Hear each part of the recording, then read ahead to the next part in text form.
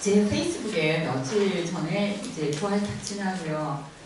이게 방송이 때 저기 처음에는 이 문방송만 해야 될까 고민을 했었는데 이제 아나운서가 이게 다 편집한대요. 그래서 이제 평소에 강의처럼 똑같이 해도 되겠다. 그래서 편한 마음을 합니다. 그래서 제 페이스북에 이렇게 올렸어요. 자, 이제 부활 시기가 막 시작했습니다. 이제 부활 팔부입니다. 지금도. 그런데 저희가 성경을 보시면 성경뿐만 아니라 성경에 출발해서 신약의 2000년, 예수님 시대 2000년 동안 굉장히 복음을 앞에 나서서 실제적으로 전하는 사람들이 여성들이 거의 없습니다. 교회 내에서. 보시면 그 강론자, 자 성경의 12제자부터 시작해서요. 남성으로 되어 있고 그것을 받아서 첫 제자, 첫 교회에도 전부 다 이제 이렇게 남성 위주로 되어 있었고요. 교회는 2000년 동안 사목자가 전부 다 신부님들이셨어요. 남성이십니다. 그러다 보니까 설교, 강의, 저술, 강론 거의 다 남성의 이렇게 목소리로 들려지게 되었는데 이거 자체가 문제다. 저는 그런 것보다도 이제 지금 여러분들이 뇌과학을 굉장히 현대에 와서 지금 시대에 와서 뇌과학이 많이 발달했습니다. 그러면서 과학적으로 증명해낸 것이 남녀의 뇌가 달라요. 그러다 보니까 성경을 보는 것도 굉장히 다른 시각으로 보게 돼요. 그래서 그러는데 지금까지 교회가 저희가 한 가지 현실적으로 봐야 되는 것은 2000년 동안 한쪽 시각으로 만약에 여러분들 아이를 키웠는데 2000년 동안 남자만으로 된 이제 부모, 양부모가 아니라 한 성이었던 남자만 2000년 동안 아이를 키워놨으면 한번 상상해 보세요. 교회 내 신사분들에게 그런 어떤 것들이 이제 왔지 않을까. 이제 그런 제가 아쉬움들이라서 그래서 제가 페이스북에 이렇게 올렸습니다. 참 다행스럽게 거의 성경의 여성의 목소리나 성모님도 참 끝까지 대충목입니다. 주님의 뜻이 제게 이루어지소서 뭐 이런 말 외에는 대충목이세요. 그런데 부활의 첫 증거자, 증언자가 여성들로 나옵니다. 계속. 그거를 다 갖고 전하는 첫 번째 증거자입니다. 근데 부활을 딱 시작하면서 저는 그렇게 이제 페이스북에 제가 적었던 그대로입니다. 저는 대학자도 아닙니다. 훌륭한 연설가도 아닙니다. 그러나 지금 저희가 부활 시기에 만났던 그 부활의 증거자였던 여성으로서 그 예수님께서 살아나셨다. 다시 살아나셨다. 그것을 첫 번째로 전했던 그 막중한 사명을 했던 그런 여성들의 그 뭐랄까 그 설렘, 놀램, 기쁨, 한편은 막 두려움 이런 것들이 포함돼서 그 열정 한번 상상해 보세요. 무덤에 갔는데 예수님 안 계시는 거예요. 만났는 거예요. 막 그것을 이제 얘기를 하는 거예요. 얘기를 이제 오피디님께서 이제 첫 번째 올렸습니다. 그래서 이제 그런 어떤 마음으로 이 복음의 기쁨을 저는 시작할 거다. 그 예수님의 부활의 기쁨을 알려내는 그 마음으로. 그래서 보통은요 이런 강의를 그러면 수녀님이든 평신도시든 여성들이 잘 하지 않습니다. 그런 거는 조금 이렇게 특별하고 그래서 저는 그런 면에서 평화방송에서 뭐 제가 이렇게 잘 하지도 않고 또 유명한 사람도 아니고 뭐 그런 사람인데도 불구하고 뭘 믿고 이 긴 시간에 저한테 이렇게 맡겼는지 그건 개인적으로 참 감사를 드립니다. 그래서 이제 제가 복음의 기쁨을 시작할 건데 우선 저 아까 늦게 오신 분들이 계세요. 복음의 기쁨 이것은 필수입니다. 이제 저희가 왜냐면 이 본문을 볼 거기 때문에 그래서 여기서 현장 참여도 하니까 그리고 이제 나중에 라디오에서 들으시는 분 이건 원래는 이 강의도 목적이지만 진짜는 라디오 방송으로 들으시는 분들 제가 아는 분 포항에서 이거 다 들으시겠다고 우리 수녀님들이 또 듣는다고 막 그러셨어요. 전주에서 어떤 수녀님이 전주도 나오는 줄 알고 나오고 이것을 전주에서도 안 놓치고 시간표 다 적어놨대요. 거기는 안 나옵니다. 그래서 그런 분들을 위한 거라서 라디오 방송을 들으시는 분도 이 책이 있으면 좋습니다. 있으셔야지 제가 몇 쪽 몇 항을 이제 읽어갈 거거든요. 그러면 이제 요거는 앞에 서론이었습니다. 전혀 이거하고 상관없는. 그래서 이제 시작기도부터 시작하고자 한시간하는 거. 성부와 성자와 성령의 이름으로 아멘. 좋으신 주님, 당신의 부활하심을 듣는 기쁜 시간들입니다. 오늘 저희가 당신의 부활만큼 새로운 복음의 기쁨이라는 이런 주제를 가지고 함께 모였습니다. 저기 여기 모인 모든 분들이 이제 당신의 부활의 증거자가 되고 복음의 기쁨으로 젖어들고 또한 이 복음을 선포할 수 있는 그런 참다운 제자가 되도록 이끌어주시고 특별히 성령께서 저희의 마음과 눈과 귀를 열어주소서. 우리 주 예수 그리스도를 통하여 기도합니다. 아멘. 성부와 성자와 성령의 이름으로 아멘. 제가 목소리가 요 정도는 아닌데 지금 어저께부터 감기가 들었어요, 이날. 그래서 아침에 기침하면서 우리 선생님이 걱정하셨는데 그래서 지금 좀 칼칼합니다. 우선은요, 제가 이 평화방송과 함께 제가 작년에 복음의 기쁨을 2차례 강의한 적이 있어요. 제가 저희 수련생들이요, 그 수업을 담당하고 있는데 수련생 수업을 제가 신약 성경을 나가고 있어요. 근데 작년에 신약 성경 그걸 세우고 제가 끼워들었어요.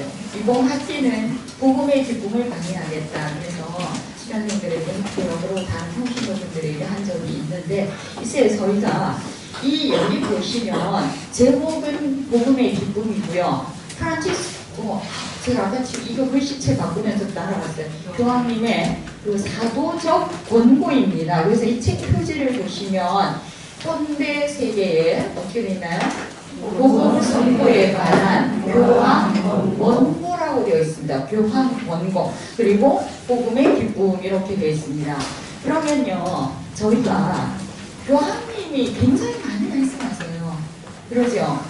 끊임없이 어디를 가세요. 그리고 미사를 하시고 그러면 지금까지 모든 교황님의 그런 문서들은 저희가 이 주교회의를 한번 들어가 보시면요, 저희 교우분들이 생각보다 주교회의 홈페이지에 잘 안 들어가시는데요, 거기에 보면 중요한 내용들이 참 많이 나와 있습니다. 저희 보통 보면 가톨릭 교회 교리서가 교황청에서 나온 지 지금 20년이 됐습니다. 두껍습니다. 이 책은 각 나라에서 각자 가톨릭 교회를 교리서를 만들었었는데 교황청에서 통일된 가톨릭 교회 교리서를 20년 전에 만들었었죠. 93년입니다. 그래서 번역한 각 나라만 해서 여기가 우리가 제일 이렇게 많이 이제 근거, 이렇게 우리 교회 가르침의 근거고요. 교회 법전이 있습니다. 2차 바티칸 공의회 문헌. 제가 이 복음의 기쁨을 하면서 2차 바티칸 공의에 대한 얘기를 종종 할 거거든요. 그래서 2차 바티칸 문헌이 있고요. 그 다음에 교황 문헌이 있고 교황청 문헌이 있습니다. 그 다음에 각 나라에, 그러니까 한국 주교회의 문헌들도 있고요. 외국 주교님들의 문헌도 있습니다. 이 안에 얼마나, 그럼 교황님이 지금 프란시스코 교황님 혼자만 계신 게 아니에요. 전에 베네딕토 16세 교황님, 요한 바오로 2세 교황님, 역대 지금 266대 교황님까지 모든 분들이 말씀을 다 하셨어요. 강론하셨어요. 연설하셨어요. 강의하셨어요. 그리고 뭔가를 내놓으셨어요. 이런 것들이 여기다가 바티칸에는 다 모아놓습니다. 그때그때마다 각 나라마다 다 번역이 돼서 있습니다. 우리나라 주교회에 들어가면 그 중에 이제 하나 여기 교황 원고라고 되어 있습니다. 교황 담화문이 자주 발표되죠. 이주민들을 위한 그 주간, 농민주일, 예를 들어서 뭐 인권주일, 그 다음에 사회교리 주간, 주간 이렇게 다 나오는데 그때마다 교황청에서도 담화문을 발표를 하고요. 각 나라 주교회의에서도 발표를 합니다. 저희는 주보에 원문이 아니라 주로 줄여서 올라옵니다. 그것을 보고 그래서 이거는 담화문, 이제 담화, 연설, 강의, 강론 무슨 그러니까 한국 교황님이 방한하셔서 주교단들에게 하신 연설 이제 짐작이 되시죠? 어떤 건지 그 중에 하나인 교황 번고입니다. 사목적 번고인 복음의 기쁨을 저희가 가는 것입니다. 자, 제가 파워방송 그 기획을 왜 이걸 했는가를 제가 다시 한번 봤습니다.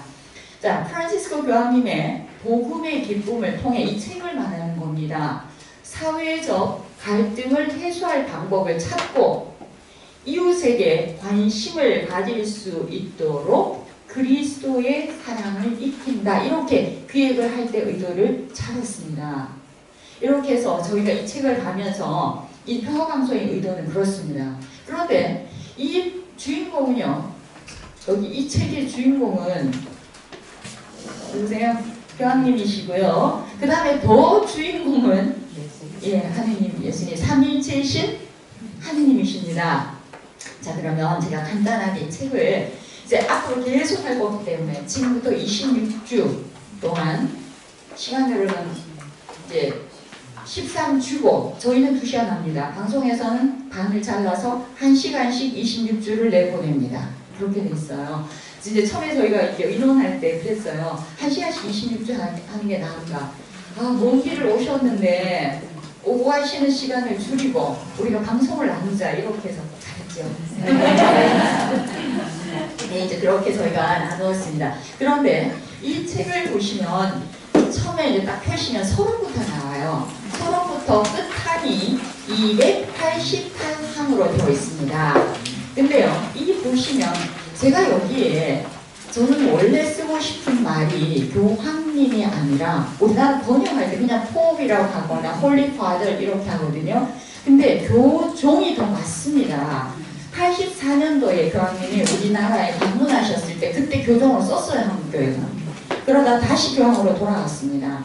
교황하면 번역에서 황제 이런 뜻이지 않습니까? 교회 황제가 아니라 그 마르종자 있죠. 으뜸. 교회의 으뜸이신, 그리고 당신은 교황을 어떻게 부르는지 아시죠? 종의 종으로 부르십니다. 그래서 황은 우리나라가 쓰는 번역이기 때문에 이게 안 맞지만 워낙 익숙하고 또 교황님은 신자들이 교종보다 무슨 교정하면 종처럼 느끼시는지 안 좋아하세요. 그래서 할 수 없이 교황을 그대로 씁니다. 쓰는데 원래 저는 이제 교종으로 다 이제 했다가 못 받고 이제 그냥 가는 건 그냥 갑니다.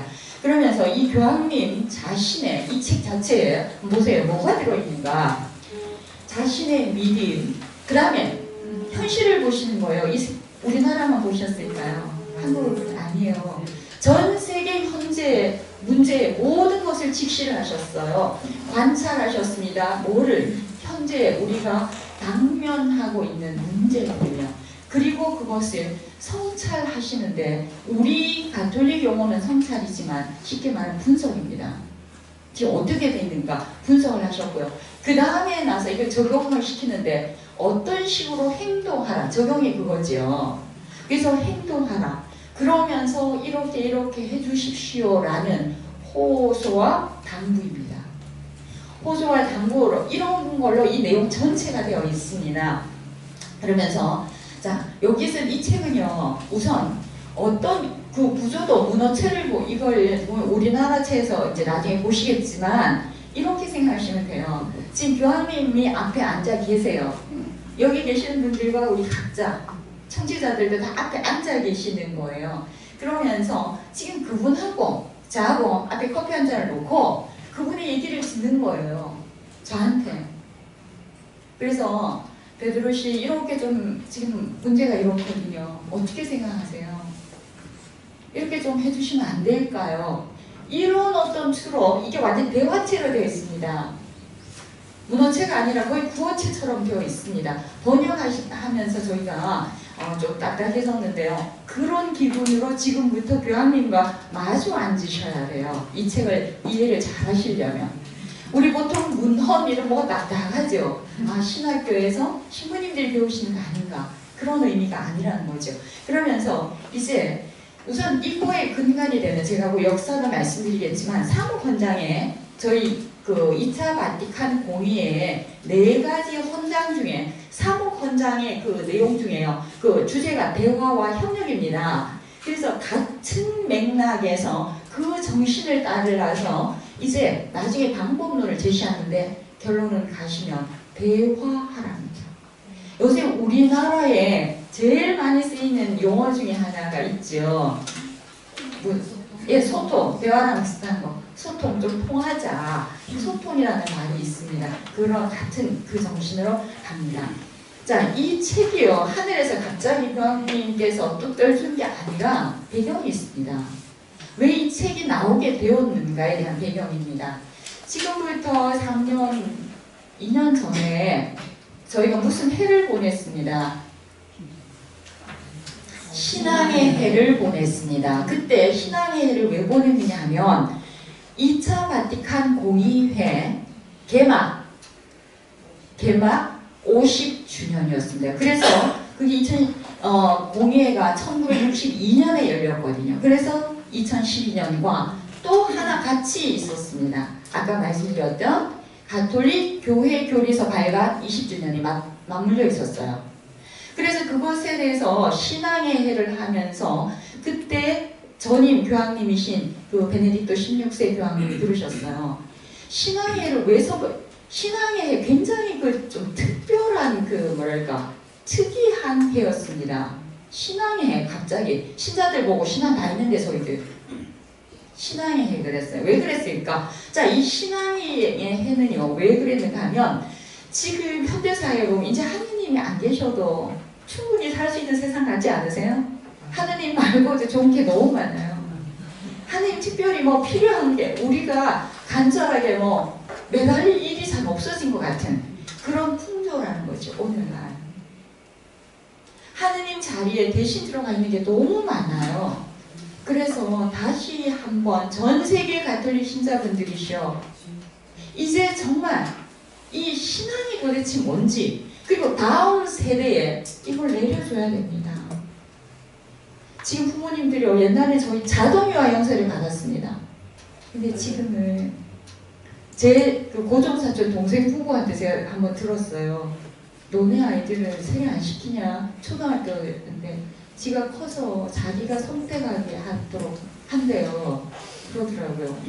많이 생각이 달라졌습니다. 그래서 이제 신앙은 누군가가 전해줘야 되는 거예요. 그러려면 나한테 뭐가 있어야지 전해줄 거 아니에요. 내가 옷이 젖어야지. 젖었는 사람이 옆에 붙어 앉아있으면 역사를 못 젖었지요. 내가 따뜻해야지 다른 사람 손을 잡아주면 따뜻한데 내가 얼음이면 안 전해집니다. 그래서 우리한테 그 신앙을 살려내자. 정말 잃어버린 것 같은 여전히 이 시대에도 예수님이 더 필요하다. 그래서 그 신앙을 전 세계 가톨릭 신자분들이셔 저희가 정말 이거 살려내서 그러면서 그 신앙에 대한 소중함들 그것을 내가 먼저 풀고 다음 세대에 좀 전해드리자. 이것에 대한 신앙의 해를 저희가 1년 동안 보냈습니다. 그때 시작하면서요 10월 7일부터 바티칸에서 뭘 했느냐면 이게 그리스도 신앙 전수를 위한 새로운 복음화는 신앙의 해의 주제이기도 합니다. 그랬는데 보세요.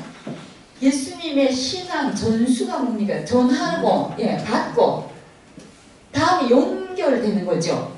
그거를 위한 새로운 복음화를 이런 주제를 가지고 세계 주교 대의원 그 회의가 열렸어요. 그게 13차 회의였었는데 그러면 이제 세계 주교님들이 몽땅하시지 않았어요. 그때도 우리나라가 그 13분의 주교님 가셨고요. 작년에 가정 사목 시작했습니다. 그 임시총회했고요. 올해 또 가정 사목에 대한 주교 대의원회 열립니다. 이거 다음에 게 올해 겁니다. 그래서 올해는 가정 사목으로 나중에 보시면 이제 열려서 지난번 임시회의 할 때 뭐 동성애라든지 이런 문제 다루었거든요. 근데 여기에서 지금 그 작업을 하셨어요. 요 이제 그때 돌아갑니다. 그리스도 신앙 전수를 위한 새로운 복음화. 이 작업을 하고 나서 그리고 나서 뭔가 회의를 했으면 결과가 나왔을 거 아니에요. 이것을 교황님이 이제 베네딕토 16세 교황님이 출발하셨다가 이분이 그 결과를 지금 현재 교황님이 보신 거예요. 거기에 저도 신호대에 그 신호대에 저도 같이 한국에 어떻게 참석할 기회가 있었어요. 제가 그 문제를 같이 풀고 이제 의견을 나눴어요. 이 내용을 좀 압니다.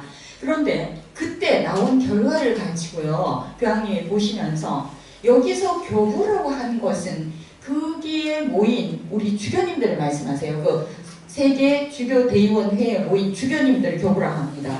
그때 그분들이 분명히 세계 전 문제를 6개 분야에서 다루었거든요. 사회, 경제, 정치, 과학, 매스미디어, 그 다음에 문화 이렇게 해서 나누었는데요. 그때 여러 가지 각 분야의 어떤 요청을 이제 뭐 이렇게 좀 해주세요. 교황님 이런 거가 세계에서 우리 진단해보니까 필요해요. 그거를 읽으면서 이 권고를 씁니다. 이렇게 하세요. 이 책을 씁니다. 그리고 저는 또한 수많은 사람에게 조언을 구하였고 교회의 복음화 활동에서 이 특별한 단계에 관한 제 관심사를 밝힙니다. 이렇게 얘기를 하시죠. 그런데 저희가 이걸 읽다가 이 책이 나오는데 어떤 책보다도 제가 작년 언제 통계인지는 잘 모르겠는데요. 이게 35,000권까지 팔린 거를 제가 그걸 봤는데 이거는 신자가 아닌 분도 사셨어요. 그 정도로 많은 관심. 교회 문헌은 몇 권 안 삽니다. 신부님, 수녀님, 신학생들 약간 사지 거의 안 사세요. 근데 굉장히 많이 사셨던 책인데요. 이 관심사. 그러면서 이렇게 얘기를 합니다. 여기서 저는 이제 요 뒤에 가면 이렇게 이제 교황님 얘기를 하시죠. 저는 열정과 생명으로 가득 찬 새로운 복음화 단계에서 한번 보세요. 온 교회를 격려하고 이끌 수 있는 몇 가지 지침을 제안합니다. 이 책 안에서. 그러면서 우리 보고 이제 아까 제가 두 분 앉아서 각자 자기 이름 얘기해 보세요. 속으로. 마리아, 가테리나, 베드로, 요한. 내가 당신께 지금 부탁합니다. 정말 당신 이렇게 좀 살 수 있도록 제가 개인적으로 특별히 부탁할게요. 그리고 지금까지 잘 살아오셨는데 좀 그렇게 해주세요. 그런데 몇 가지 지금 제가 제안을 드리겠습니다. 이런 책입니다. 그 호소를 들으셔야 돼요. 여기 보시면요. 중간에 가셔서 어머 교황님이 이런 얘기를 하셨어? 이런 게 종종 만나실 겁니다. 당황스러우실 때가 있어요. 우리 교회에서 잘 안 가르치는 내용도 많이 들어있습니다. 그래서 이거를 제일 욕심 같으면 모든 본당에서 함께 모든 본당에서 공부를 다 같이 하시면 더 좋지 않을까. 교황님이 이렇게 호소를 하시는데요. 그러면서 이제 이 새로운 복음화라는 오늘날 교회 내 가톨릭 전 세계 교회 내 최고의 그 단어가 있습니다. 제일 많이 쓰이고 제일 핵심 단어가 있습니다. 복음화라는 단어입니다. 제가 아마 강의할 때도 제가 이거 많이 이렇게 제 강의 들으신 분 제가 많이 얘기를 했습니다. 복음화가 뭔가. 그 복음화. 그런데 앞에 뭐가 붙었어요? 새로운 복음화라고 얘기를 했습니다. 새로운 복음화. 자, 한번 보세요.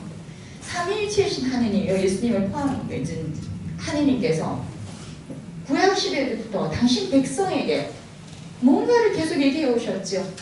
당신의 뜻을 밝히셨고 해오셨어요. 예수님은 그것도 모자라서 어떻게 하셨냐면 특별히 당신의 제자를 12명을 뽑아서 합수훈련을 하시면서 그 뜻을 아버지의 뜻을 계속 다시 그분들에게 또 알렸습니다. 그렇게 맡겼던 것이 저희들에게도 내려왔습니다. 근데 저희는 마치 없는 것처럼 생각을 하시지만 내려와 있습니다. 그런데 이 임무를 맡기신 그 사명을 하려면 어떻게 해요? 시련과 고통이 따를 수 있습니다. 이게 전제. 그걸 안 하죠. 따를 수 있습니다라고 하셨어요. 자, 그러면서 교회의 사명을 강조를 하시는데 이게 뒤에 가면 오늘은 다루지 않는데 이 교회의 사명을 아주 강조를 하셨습니다. 그러면서 이제 나온 김에 뒤에서 어떻게 얘기하는지 한번 보세요. 자기 안위에 매달렸기 때문에 그리고 자기 안에 갇혀있기 때문에 갇혀있기 때문에 건전하지 못한, 이게 지금 저희가 번역이기 때문에 매끄럽지가 않습니다. 건전하지 못한 교회가 되는 것보다는, 그죠? 거리로 나섰기 때문에, 많이 들으셨죠 이 얘기. 거리로 나섰기 때문에 다치고, 나서면 다칩니다. 일하면 그릇을 깹니다. 그래서 꾸중을 듣습니다. 우리 자녀가 많을 때 일 안 하는 누구는 절대 꾸중 들을 일이 없죠. 일을 안 하니까 깰 일도 없고 잘못할 일이 없습니다. 하는 사람이 하고 욕먹고 깨고 다치고 하는 거예요. 똑같습니다. 자, 거리로 나섰기 때문에, 교회 얘기입니다. 교회 사명. 거리로 나섰기 때문에, 그렇기 때문에 다칩니다. 상처 입습니다. 더럽혀집니다. 그런 교회를 교황님은 더 좋아합니다라고 얘기하셨어요. 자, 이러면서 교회 사명을 수행하셔야 됩니다라고 얘기를 해주셨어요. 자, 그러면 이 복음의 기쁨 책, 지금 제가 서론을 하고 있습니다. 아직 본문에 안 들어갔고요. 이 복음의 기쁨에 특징이 있어요. 아주 단순합니다. 어렵게 얘기하시지 않으세요. 단순하게 얘기를 하시고 굉장히 친하게, 아까 그래서 제가 커피 한잔 하면서 교황님이랑 저랑 같이 앉아서 차 한잔 하면서 얘기하는 기분. 그 다음에 대화체, 아까 직접적인, 이렇게 좀 해주십시오 라고 직접적인 그 화법을 쓰세요. 그 다음에 여기 이제 이거 보세요. 그러시면서 제가 굉장히 도전하십니다. 우리를 굉장히 도전하세요. 교회 쇄신에 대한 강력한, 대충 요구가 아닙니다. 강력한 요구를 하고 계십니다. 그 다음에 오늘날 세계에 대한 어떤 성찬, 예언자로서 딱 보시면서 저는 지금 교황이 정말 예언자라고 생각하세요. 그게 생각이 듭니다. 저는. 그래서 예언자적인 성찰을 하시면서 기쁨에 대해서 이 안에 기쁨이라는 단어 용어가 제가 다 못 세려봤는데 계속 반복되고 있습니다. 누가 나중에 한번 읽으시면서 기쁨에만 동그라미 치셔서 몇 번 나오는지 한번 알아봐 주세요. 기쁨이라는 단어가 수도 없이 반복됩니다. 기뻐야 된다고 얘기를 하세요. 그러면서 이제 이 복음의 기쁨은요, 여기서 이 책 안에서 이 책을 말합니다. 이 복음화가 뭐라는가를 설명하는데 보셔도요. 자, 복음화가 뭔가, 제가 강의를, 여기 지금 평화방송도 있고 가톨릭 신문이나 평화신문 같은 데 보면 가끔 이런 기사가 있습니다. 대구의 대교구 복음화율 10% 넘어. 그게 무슨 말이에요? 신자가 드디어 대구 지역에 사는 인구 비례당 10%가 넘었다는 것입니다. 근데 여기 계시는 분들은 그 복음화율이라는 게 그런 의미라고 생각하세요? 저희가 세례를 받으면 다 복음화가 되나요? 네, 그러면 그 말이 약간 어폐가 있죠. 그냥 신자 비율입니다. 이제 교적상 등록된 세례를 받은 신자는 대구 전체 인구에 비해서 대구 교구에 이제 10%가 딱 넘어섰습니다. 이 말입니다. 거기에 복음화율을 넣는 것은 조금 이상합니다. 그러니까 복음화율은요, 뭔가를 정확하게 잴 수 있는 그런 게 아니라는 거죠. 복음화율이 어떻게 재어질 수 있습니까? 제가 복음화 되었는지 저도 제가 복음화 정말 됐나? 잘 모를 수 있습니다. 자, 그래서 저희가 하나 잊어버려야 될 것, 이제 교회 쇄신 중에 하나가요, 숫자를 그만하셔야 돼요. 몇 명이 어떻게 됐고, 몇 명이 됐고, 몇 명이 증가됐고, 몇 명이 그런 분석이 필요할 수는 있습니다. 보편적인 통계 자료로. 그렇지만 거기에 연연해서 계속 숫자를 많이 왔다, 적게 왔다.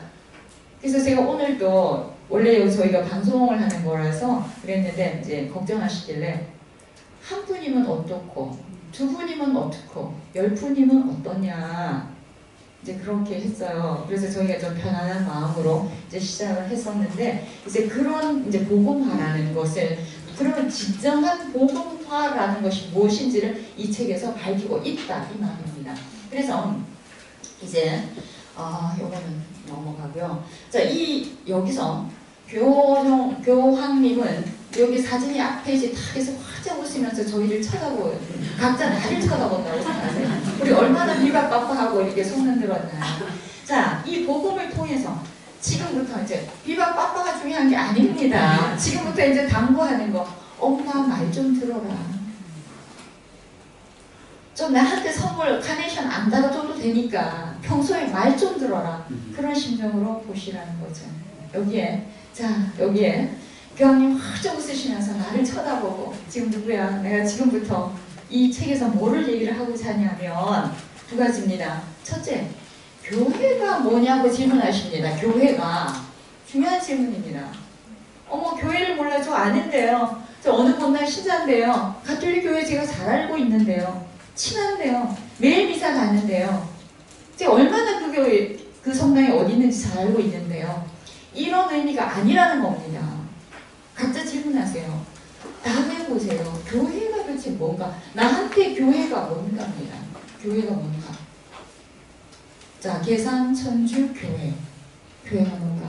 자, 두 번째는요. 그러면서 그걸 고민하세요. 교회가 뭔가를 당신이 답을 전 세계 신자분들에게 알고 계시지만 다시 드리기 위해서 고민하시면서 끝에 가셔서 결국은 교회가 이런 겁니다. 그렇기 때문에 그런 것이 아니면 어떻게 된다?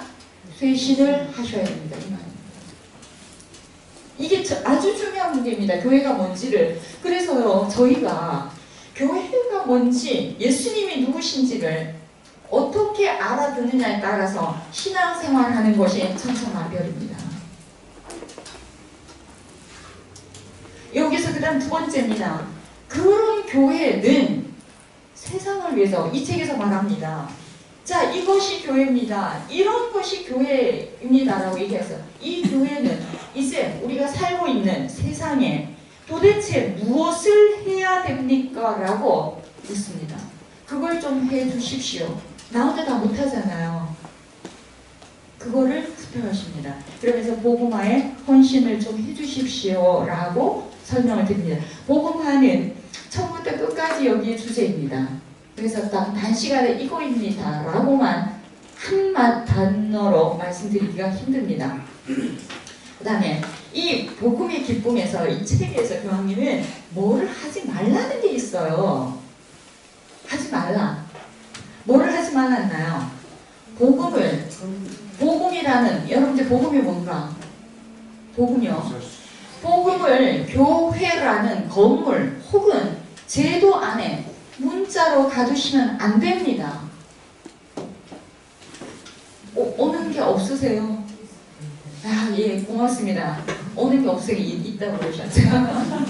자, 복음을 교회라는 건물이나 제도에다가 문자로 좀 가두지 마세요. 복음은 그렇게 갇혀있는 게 아니에요. 글자로 죽어서 저기 책꽂이에 확 박혀있는 게 아닙니다.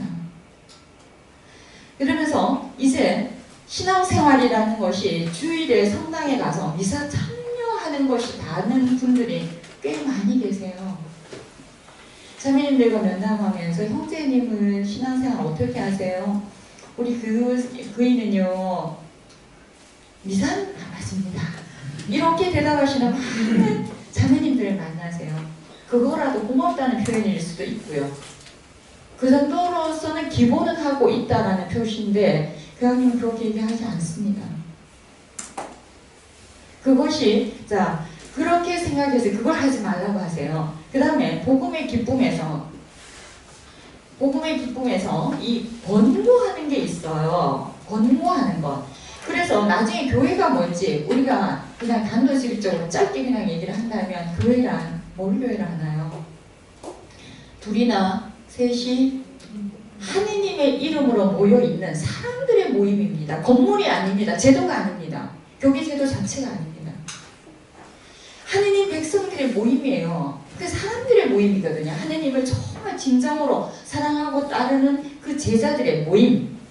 그분들의 사람이기 때문에 저희가 살아가면서 그 하느님의 뜻대로 살아가는 모든 행동이 있죠.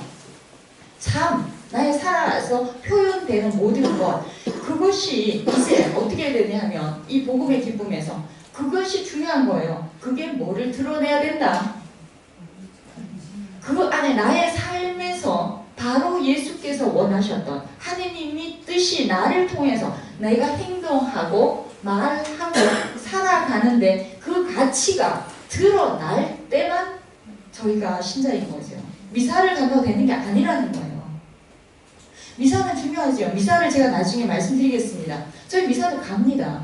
저도 미사를 주일미사 안 빠집니다. 가긴 하는데 자 이제 그러면서요 저희가 어디서 살고 있는가, 저희는 굉장히 세상이라는 거죠. 세상에 살고 있는데 세상에 내가 안 속해 있는 부분이 없습니다. 다 속해 있어요. 거기에서 내가 뭔가를 할 거예요. 여러분들이 투표를 하셔야 되고 시장에 물건을 사러 가셔야 되고 공장을 운영하셔야 되고 미술 전시회를 하셔야 되고 음악을 들으셔야 되고 교육을 하셔야 되고 취미활동을 하셔야 되고 모든 분야가 있어요. 거기서 내가 무엇을 하든지 간에 거기서 이제 보시는 거예요. 예수님께서 아 정말 당신 누구는 마리아는 요셉은 나를 참 많이 닮았다. 내가 원하는 것 바로 그거다. 장소가 상관이 없습니다. 그 가치를 예수의 가치를 드러내는 것 이것에 대해서 이것을 이 안에 전체를 통해서 권고하는 겁니다. 그래서 아까 그 13차 세계주교 그 대의원회에서 6개 분야를 다루었댔죠. 다 다루셨어요. 그 안에서. 그거에 대한 결론을 가지고 교황님이 이 책을 이제 결론적으로 저희들에게 당부하시고 호소하시는 권고문입니다. 그래서 2차 바티칸 공회에 대해서 이렇게 자 2차 바티칸 공회는 아실 겁니다. 지금부터 50년 전에 열려서 현대 교회, 저희가 지금 살아가는 데가 중세기 교회가 아니고요. 초대 교회도 아니고요. 저희는 최이 현대 교회를 살아가고 있어요. 현대 교회에 살아가는 이 정신이 어디서 나느냐면 2차 바티칸 공회에서 굉장히 저희들에게 던진 게 많아요. 근데 또한 안타깝게도 2차 바티칸 공회가 50년 전에 열렸지만 아직 각 나라에 제대로 상륙조차 안 했다는 얘기를 많이 듣습니다. 어떤 신부님이 매주 가는 교육을 가셨대요. 교구 전체 하는 거 여쭤보셨대요. 2차 바티칸 공회를 그래도 책 들고 내가 한번 관심 있게 보거나 이 강의를 들어봤거나 이것이 이제 그렇게 해보시는 분 손 한번 들어보세요. 거의 없으셨다고 그러세요. 그 다음에 복음의 기쁨을 내 개인적으로 사서 읽거나 하여튼 이걸 해보신 분 손 들어보세요. 그분들도 거의 없으셨다고 그러세요. 그러면 제가 성경도 제가 늘 저희가 착각하고 있는 게 있어요. 우리 수녀님들이 그런 말씀 잘하세요. 성경 공부가 요새 너무너무 많아서 신자분들 얼마나 성경 공부 많이 하시는지 아세요? 이렇게 저희가 대화 중에 나눕니다. 어떻게 생각하세요? 저도 성경 사도직에 있어 봤습니다. 많이 오세요. 한 학기에 500명, 600명, 700명 오세요. 그리고 각 수도에마다 있습니다. 그렇지만요. 그 성경을 하시는 분들 제가 오늘 또 그 학교에서 만난 분들 여기서 또 봬요. 무슨 말일까요? 같은 분들이 그걸 아니까, 이 중요성을 아니까 그 갈증이 굉장히 강한 분들이 계속 그분들이 성경 공부를 많이 다니시는 거예요. 성경을 그래도 좀 나누고 싶고 보고 싶고 함께 하고 싶은 분들이 그분들이 같은 분들이 많이 다니신 거지 보편적으로 숫자가 그리 안 많습니다. 여전히 그 성경은 가까이 하기에는 너무 먼 당신으로 책꽂이에 확 박혀있는 집이 많습니다. 어렵다고. 그래서 지금 이 복음의 성령이 그렇다면 이 교황님의 이 권고나 바티칸 공회의 문헌들이 어떨까를 그냥 제가 생각해 보는 겁니다. 그래서 좀 어쩌면 안 익숙하고 2차 바티칸 공회의 문헌 아니면 교황청 문헌 이러시면 아 이거는 신부님들이 그 신학교에서 배우는 것들로 이렇게 밀어넣는 분 많습니다. 신부님을 위해서 만들어진 책이 아니라 우리 각자를 위해서 만들어진 그 내용들입니다. 그래서 여기서 어떻게 얘기를 하냐면 2차 바티칸 공회에는요, 교회, 2차 바티칸 공회가 얘기했던 아까 하느님 백성이라는 개념이 굉장히 중요하고요. 두 번째는 그 교회 안에서 역사를 뺄 수가 없습니다. 우리는 역사를 거슬러 살 수도 없고 지금 현재 이 역사 속에 들어있습니다. 저희 100년 전에 살지는 거 아닙니다. 다시 100년 후에 지금 저희가 살고 있는 거 아니에요. 지금을 얘기하셔야 돼요. 지금. 그래서 역사 속에서 인류라는 이제 우리 전체 인류의 구원이라는 표지고 수단이 교회였다는 거예요. 그 교회가 그런데 같이 가는 거예요. 자, 인생은 어떤 길? 순례자의 길인 거예요. 여기 영혼이 머무는 곳이 아닙니다. 순례는 반드시 갔다가 와야 되고 가야 되는 거예요. 움직여야 되는 거예요. 여러분 성지순례 가셔서 한 자리에 가만히 계시나요? 움직입니다. 밥만 먹고 또 움직여야 돼요. 가셔야 돼요. 자, 그래서 함께 순례하는 교회는 이 구원, 인간 전체를 위한 순례하는 거. 그러면서 보세요. 순례를 해야 되는데 문제는요. 교회가 그런 사명을 외면한 채 어떻게 해요?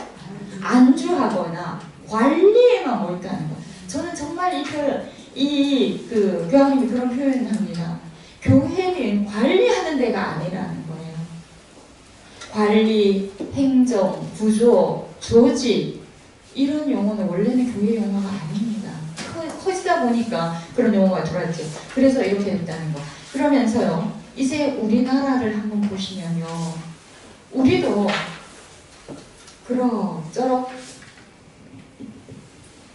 네, 그럭저럭 한번 각 분당했는데 잘 들어가 보세요.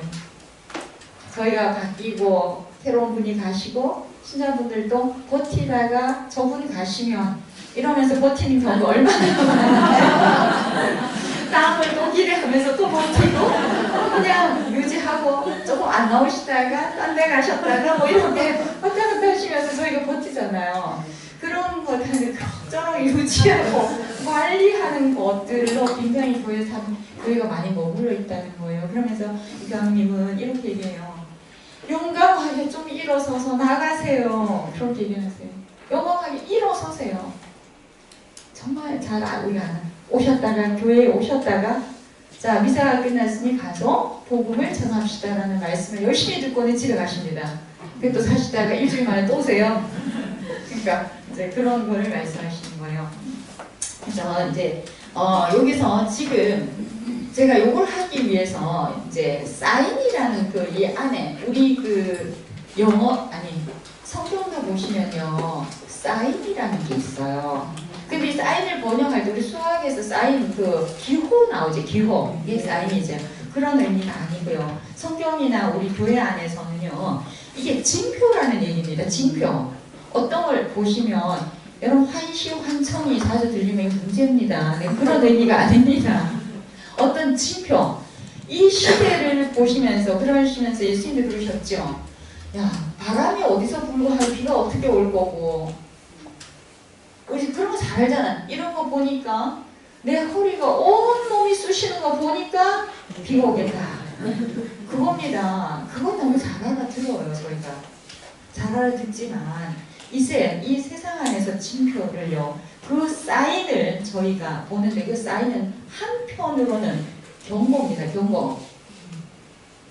경고입니다. 저희가 아이들이 극단적인 것을 이렇게 선택할 때 어떤 딱 사인이 있어요. 그걸 못 알아듣습니다.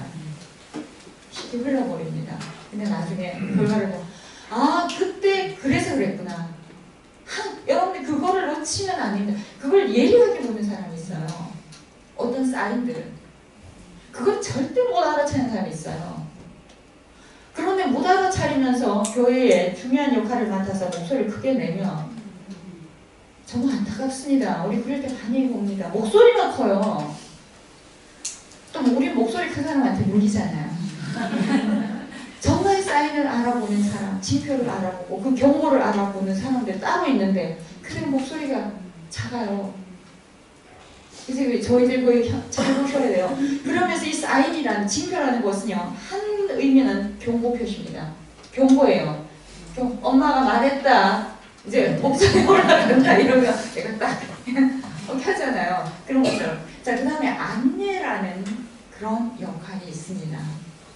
사인을 보고 이쪽으로 저희가 가는 이정표 있죠. 운전하시다 보면 어디로 가야지? 오른쪽 오른쪽인지 왼쪽인지 몇 킬로인지 거기가 뭐가 있는지 자 이런 걸 말합니다. 그래서 복음의 기쁨 안에서는 교회 안팎에 자 교회 안에 안팎에서의 이런 경고와 안내가 이 안에 많이 들어 있습니다. 그래서 느끼셔야 되고 읽으셔야 됩니다. 그럼 여기서 교회 안에서는 자기의 안위를 자 교회 안에서는 뭐를 이 책에서 말하는가 하면 우리 교황님 뭐를 지금 경고하세요? 안주하고 있는 교회. 우리가 커져서 됐다 영원하면 안 됐다 신자도 많고 성당도 잘 지어놨고 이런 의미에서 자 그것을 지금 경고를 하시고요. 교회 바깥에 교황님이 가장 크게 본 사인입니다.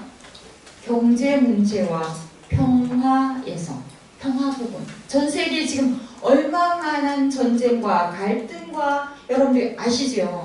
지금 아시죠? 문제도 그렇고 어느 분쟁 없는 데가 없어요. 교회 안에서는 뭐를 경고하셨다 다시 한번 기억합니다. 우리 교회가 얼마나 안주하고 있는지. 근데 저희가 안주하고 있다는 걸 모릅니다. 편하거든요. 귀찮거든요. 바꾸는 거. 그것을 경고하고 계시고 이 사인, 그 사인을 읽어내시고요. 그리고 이게 뭐 교황님 혼자서만 하신 건 아니라고 얘기하고 아까 그 주교회에서 온 세계 문제를 정치, 경제, 문화, 그 다음에 사회, 매스미디어, 과학 분야 다 다루었습니다. 그 안에 다 쓸 거 아니에요. 깊이 봤거든요. 그 사인을 우리가 못 읽어내면 교회의 사명 역할을 못한다는 거예요. 그 얘기를 하는 겁니다. 교회 바깥에서 보니까 지금 전 세계적으로 가장 문제가 경제 문제인 거. 이게 나중에 한번 보세요. 무지무지하게 지금 문제가 많습니다. 지금 이거 그 다음에 평화 문제 이 두 부분 그래서 4장에서 그 얘기를 하고 계십니다. 그러면 이제 두 번째 시간 가려고 합니다. 죄송합니다. 아까 2차 바티칸 공예 문헌을 제가 잠시 말씀을 드렸었는데 2차 바티칸 공예 문헌도 되게 두껍습니다. 그런데 거기에 4개의 헌장이 있습니다. 4개의 헌장. 교회 헌장. 물론 줄여서 말합니다만 교회 헌장, 사목 헌장, 전례 헌장, 계시 헌장이 있고요. 9개의 교령이 있고요. 3개의 선언이 있습니다. 이렇게 해서 그 2차 바티칸 공의 회기 62년부터 65년까지 여러 번에 걸쳐서 이제 회의하고 결론적으로 나온 최종 문헌들이죠. 거기를 보면 2차 바티칸 교회를 보면은요. 이 양쪽 아까 제가 사인이라는 걸 이렇게 보셨죠. 교회 안과 교회 밖. 그러니까 2차 바티칸 공회의 문헌에서 보면 크게 와서 교회 안과 교회 밖으로 이 성격이 다 있었다는 거예요. 제가 처음에 이런 말씀 드렸어요. 복음의 기쁨은 2차 바티칸 공회의 정신도 이 안에 그대로 교황님이 다 담으셨어요. 그 중에 이제 하나가 2차 바티칸 공회에도 교회 안에서의 어떤 그 방향이 저희가 가야 될 방향과 교회 밖을 향한 방향을 둘 다 제시하셨다. 그 말입니다. 그래서 교회 헌장을 보면 교회 안으로의 아까 이 복음의 기쁨에서는 뭐라고 그랬나요? 교회 안에서의 저희가 쌓인 징표 뭐에 대한 경고라고 그랬어요? 우리 교회가 안주하고 있는 것 바깥에서는 어떤 거다? 경제와 그 평화가 지금 다 깨지고 너무 갈등이 단순히 국가 간의 갈등이 아니라 저희도 우리나라도 굉장히 지금 갈등이 많죠. 동서 갈등, 남북 갈등, 그 다음에 이 빈부 갈등, 그 다음에 그 연령 갈등이요. 노년층과 그 젊은 애들의 갈등들. 그 다음에 이런 것들이 이렇게 있듯이 그래서 교회 헌장은 교회 안에 어떤 성격, 교회 안에서 저희가 교회가 뭔지 하느님 백성이 어찌 해야 되는지 그런 성격이고요. 사목 헌장은요. 우리가 세상에 어떻게 대처를 하고 살아야 되는지 이거를 읽으시면 2차 바티칸 공예 문헌의 사목 헌장에 이런 내용이 있었어? 이렇게 하실 거예요. 근데 그거를 이제 저희가 잘 모르니까 그래서 제가 아까 50년이 지났는데도 여전히 지금 아직 상륙조차 바티칸 공예가 상륙조차 안 한 듯한 느낌 그런 성격의 이제 그거랑 같은 맥락에서 복음의 기쁨도 안팎의 사인을 다 짚으셨다 이것입니다. 그래서 아까 말씀드렸습니다. 자, 우선 복음의 기쁨은 교회 안으로의 방향 성찰과 교회 밖으로의 방향 설정이 다 되어 있는데 1장 전체 아까 288항으로 되어 있지만 장으로는 몇 장으로 되어 있는지 제가 말씀 안 드렸네요. 몇 장일까요? 5장으로 되어 있습니다. 서론이 있고요. 1장, 2장, 3장, 4장, 5장으로 되어 있습니다. 그래서 1장부터 3장까지가 교회 안으로의 방향, 저희 성찰, 우리를 내부를 들여다보는 거예요. 그 다음에 외부로 보는 바깥에서 아까 경제와 평화 부분에서는 근데 2장의 일부분은 그 바깥인데 여기 이렇게 되어 있다는 거, 방향성. 그 다음에 이제 여기서 왜 이제 전체적으로 이 책 전체 이제 시작과 끝을 이렇게 합니다. 이따 제가 다시 한 번 더 하겠지만 이렇게 합니다. 교황님께서 왜 이 평화방송에서 이걸 중요하다고 다시 여겼고 저도 그렇게 했냐면 복음의 기쁨 1항에서 교황님은 이렇게 얘기를 하고 계십니다. 우리가 여러 해 동안 교회가 걸어갈 길을 제시한다고 했어요. 우리가 가야 될 길이잖아요.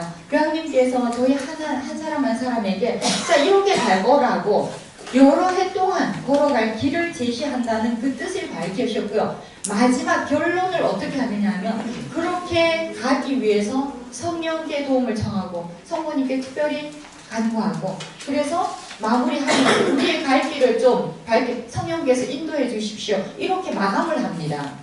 전체 구조는 이렇게 되어 있어서 근데 이제 2차 바티칸 공의회에서 두 가지 굉장히 중요한 그 주제가 있습니다.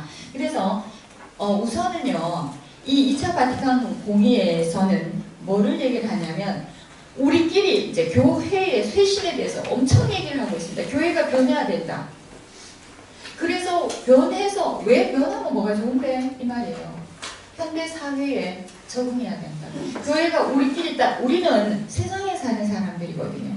그런데 교회 따로 세상 따로가 아니라는 얘기를 하시는 거예요. 그래서 교회가 변화해야 되고요. 그러려면 우리가 지금 이제 이렇게 된 거예요. 2차 바티칸 공의회는 1962년에 열렸으니까 거기서 예수님 쪽을 한번 상상해 보세요. 쳐다봤어요. 우리가 출발할 때 이제 여러분 이렇게 큰 비닐을 넣고 잘라요. 천을 넣고 잘라도 좋고 종이를 처음에 가위가로 출발을 했어. 자르기 시작했어요. 나는 가르기 자른다고 잘랐는데 나중에 옆으로 완전히 사선이 삐딱하게 달려있어요.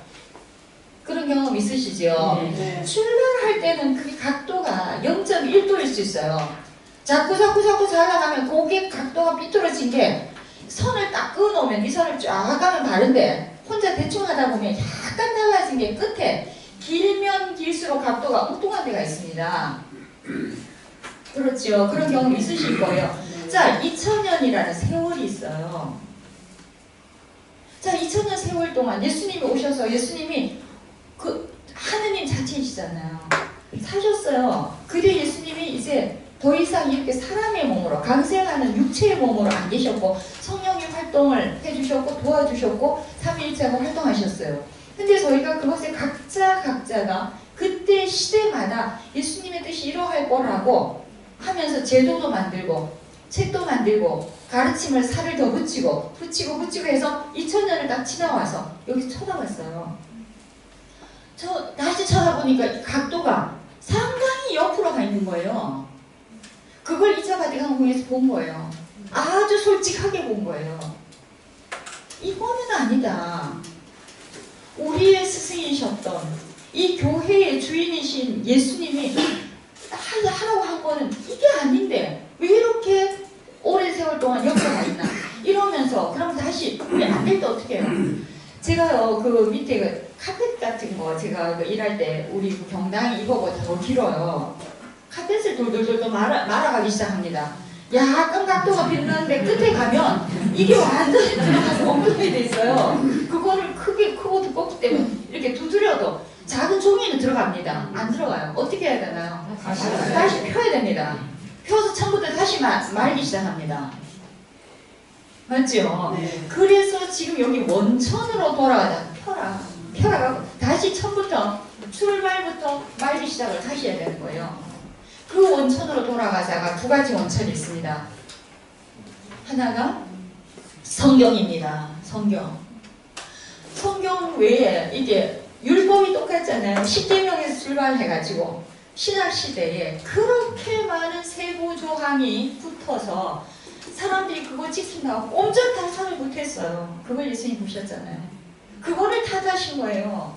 이건 해방을 가져다 주기는커녕 이 틀에 매여서 온통 여기 온통 달려있어서 꼼짝달싹을 못했던 그 당시 유다인들과 그 종교 지도자들을 본 거예요. 그래서 끊임없이 질타하셨던 거예요.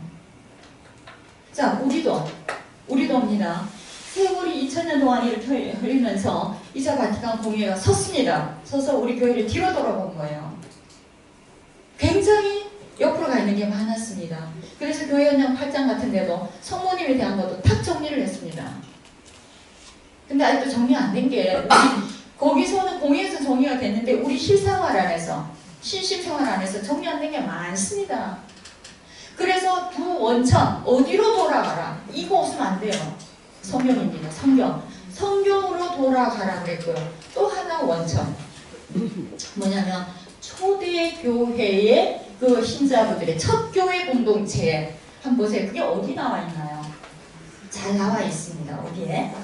사도행전에. 거기에 첫 번째 예수님과 가장 가까운 예수님을 잘 알았던 사람들이 예수님이 안 계시면서 그들이 예수님의 뜻을 따르기 위해서 그들이 모였던 공동체가 있어요. 사도행전에 아주 잘 나와 있습니다. 그쪽으로 돌아가자입니다. 굉장히 다시 출발하는 점입니다. 여기서 이 두 가지 원천으로 돌아가자가 2차 바티칸 공회의 주된 주제였습니다. 그래서 교회 안에서는 이렇게 쇄신해야 되고 교회 밖을 향해서는 교회가 문을 열고 어떻게 해야 되는데 현대사회에 이렇게 우리만 구원받고 우리만 잘났다는 게 아니라 세상에 어떻게 빛이 되어주고 우리가 오히려 소금이 되어주는가를 제시를 했습니다. 복음의 기쁨도 마찬가지입니다.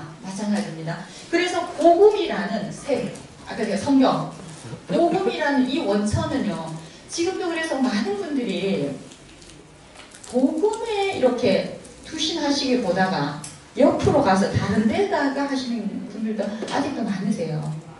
다시 가톨릭 교회가 돌아가야 될 것은 복음으로 돌아가서 복음을 보셔야 되는. 그래서 아까 자매님께서 이제 성경을 계속 이제 말씀을 아까 제가 기쁨에 대해서 자매님이 한 페이지에 16개가 있는 걸 발견하셨대요. 쉬는 시간에.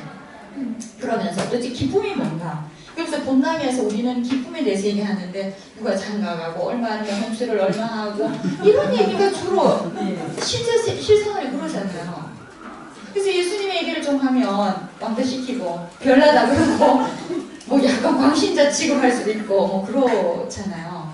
그래서 도대체 기쁨이 뭔가를 질문을 던지셨다고 그래요. 도대체 기쁨이 뭔가? 뭐가 진짜 기쁨인가? 그래서 제가 요번 사순 때 특강의 주제가 또 행복 8단이었었는데요. 거기에서 행복하여라. 저희 다 행복 추구하잖아요. 그 행복이 어디서 오는가? 이 기쁨이 도대체 어떤 사람에게는 이게 어떤 일이 A라는 일이 기쁨이에요. 어떤 사람은 그게 슬픔이에요. 이제 그것을 우리 가톨릭 신자의 기쁨이 뭔가요? 이 복음의 기쁨에서 복음이라는 원천으로 돌아가서 똑같습니다. 2차 바티칸 공회에. 그래서 복음의 기쁨입니다. 복음이 원천. 그러면서 하나는 복음이 우리의 뿌리고 샘이고 여기서 출발하는데 그 복음화에 이제 복음이 그 뿌리를 갖고 그렇게 변화하는 거. 복음화지요. 화자 변화입니다. 저희가 화자는 고정된 게 아닙니다. 변화할 때 그 화자 한자에서 여러분들이 절대로 고정은 없습니다. 어떤 분들은 고정을 하려고 하는 분들 한번 보세요. 나중에 고집불통이 됩니다. 변화는 한 사람이 고집불통이잖아요. 대화도 안 돼요. 행동도 안 바뀌고 자기만 옳은 사람이 있어요. 교회는 그렇게 하는 적이 없습니다. 진리 자체는 변하지 않습니다만은 그 진리를 따르는 방법들이 시대마다 그래서 아까 역사를 빼면 안 된다고 그랬어요. 이 1500년 전의 역사랑 지금의 역사랑 현실이 달라요. 그래서 교황님이 오늘의 사인을 보신 거예요. 도대체 우리에게 뭐를, 사인은 하나는 경고요, 하나는 안내하는 거라고 했어요.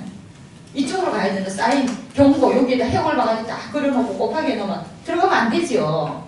그 대신 반대로 이쪽으로 간다라는 게 표시가 또 있어요. 이것을 식별하고 분별할 수 있는 능력을 지금 새롭게 우리가 다시 하자는 그 의미입니다.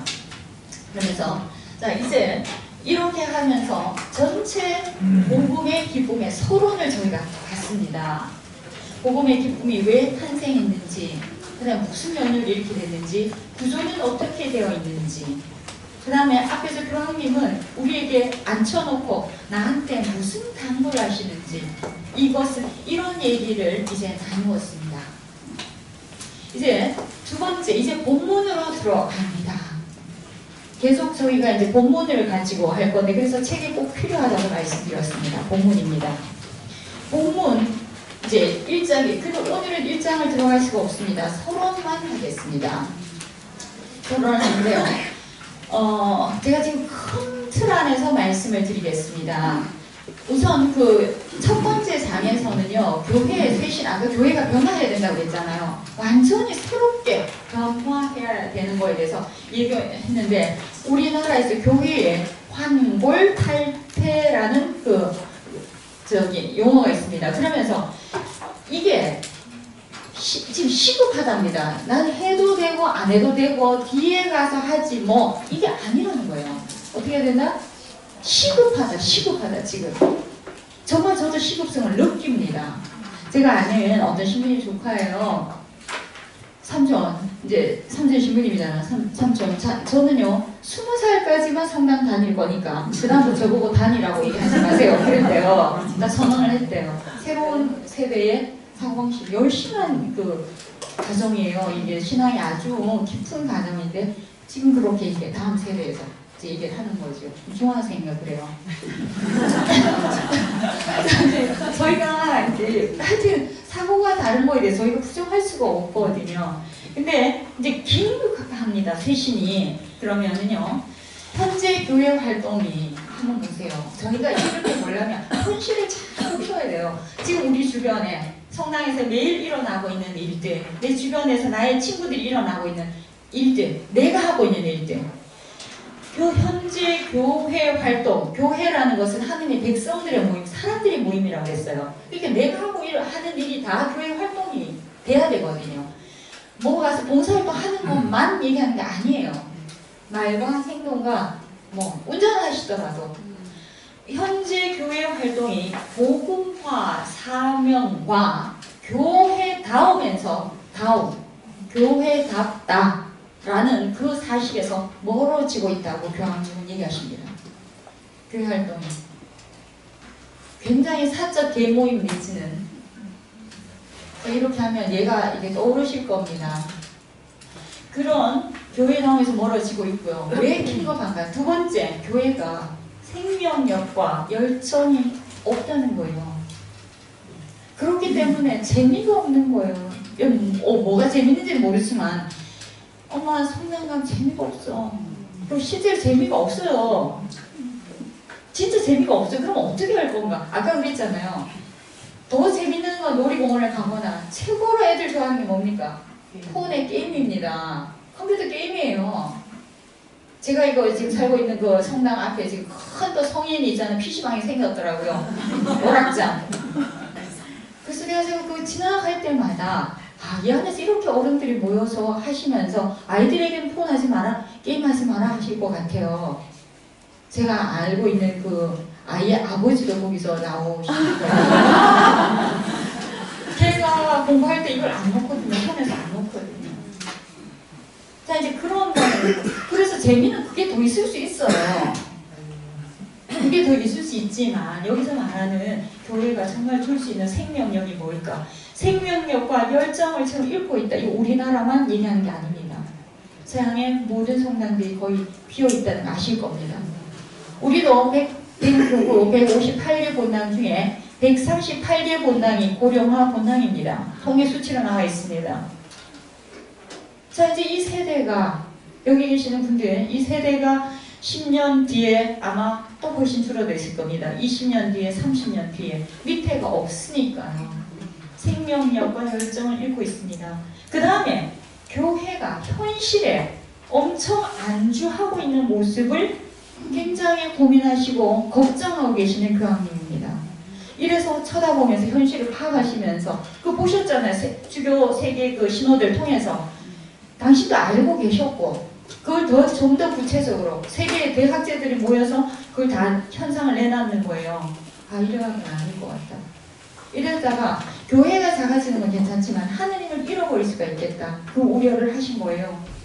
그러면서 이제 2차 바티칸 공회도 똑같은 시각에서 봤거든요. 50년 전이지만. 그래서 이 2차 바티칸 공회가 얼마나 성령의 작업이라는 것 잊어보시면 안 됩니다. 하느님께서 정말 이 작업을 해주셨는데 저희가 이걸 가깝게 안다는 거죠.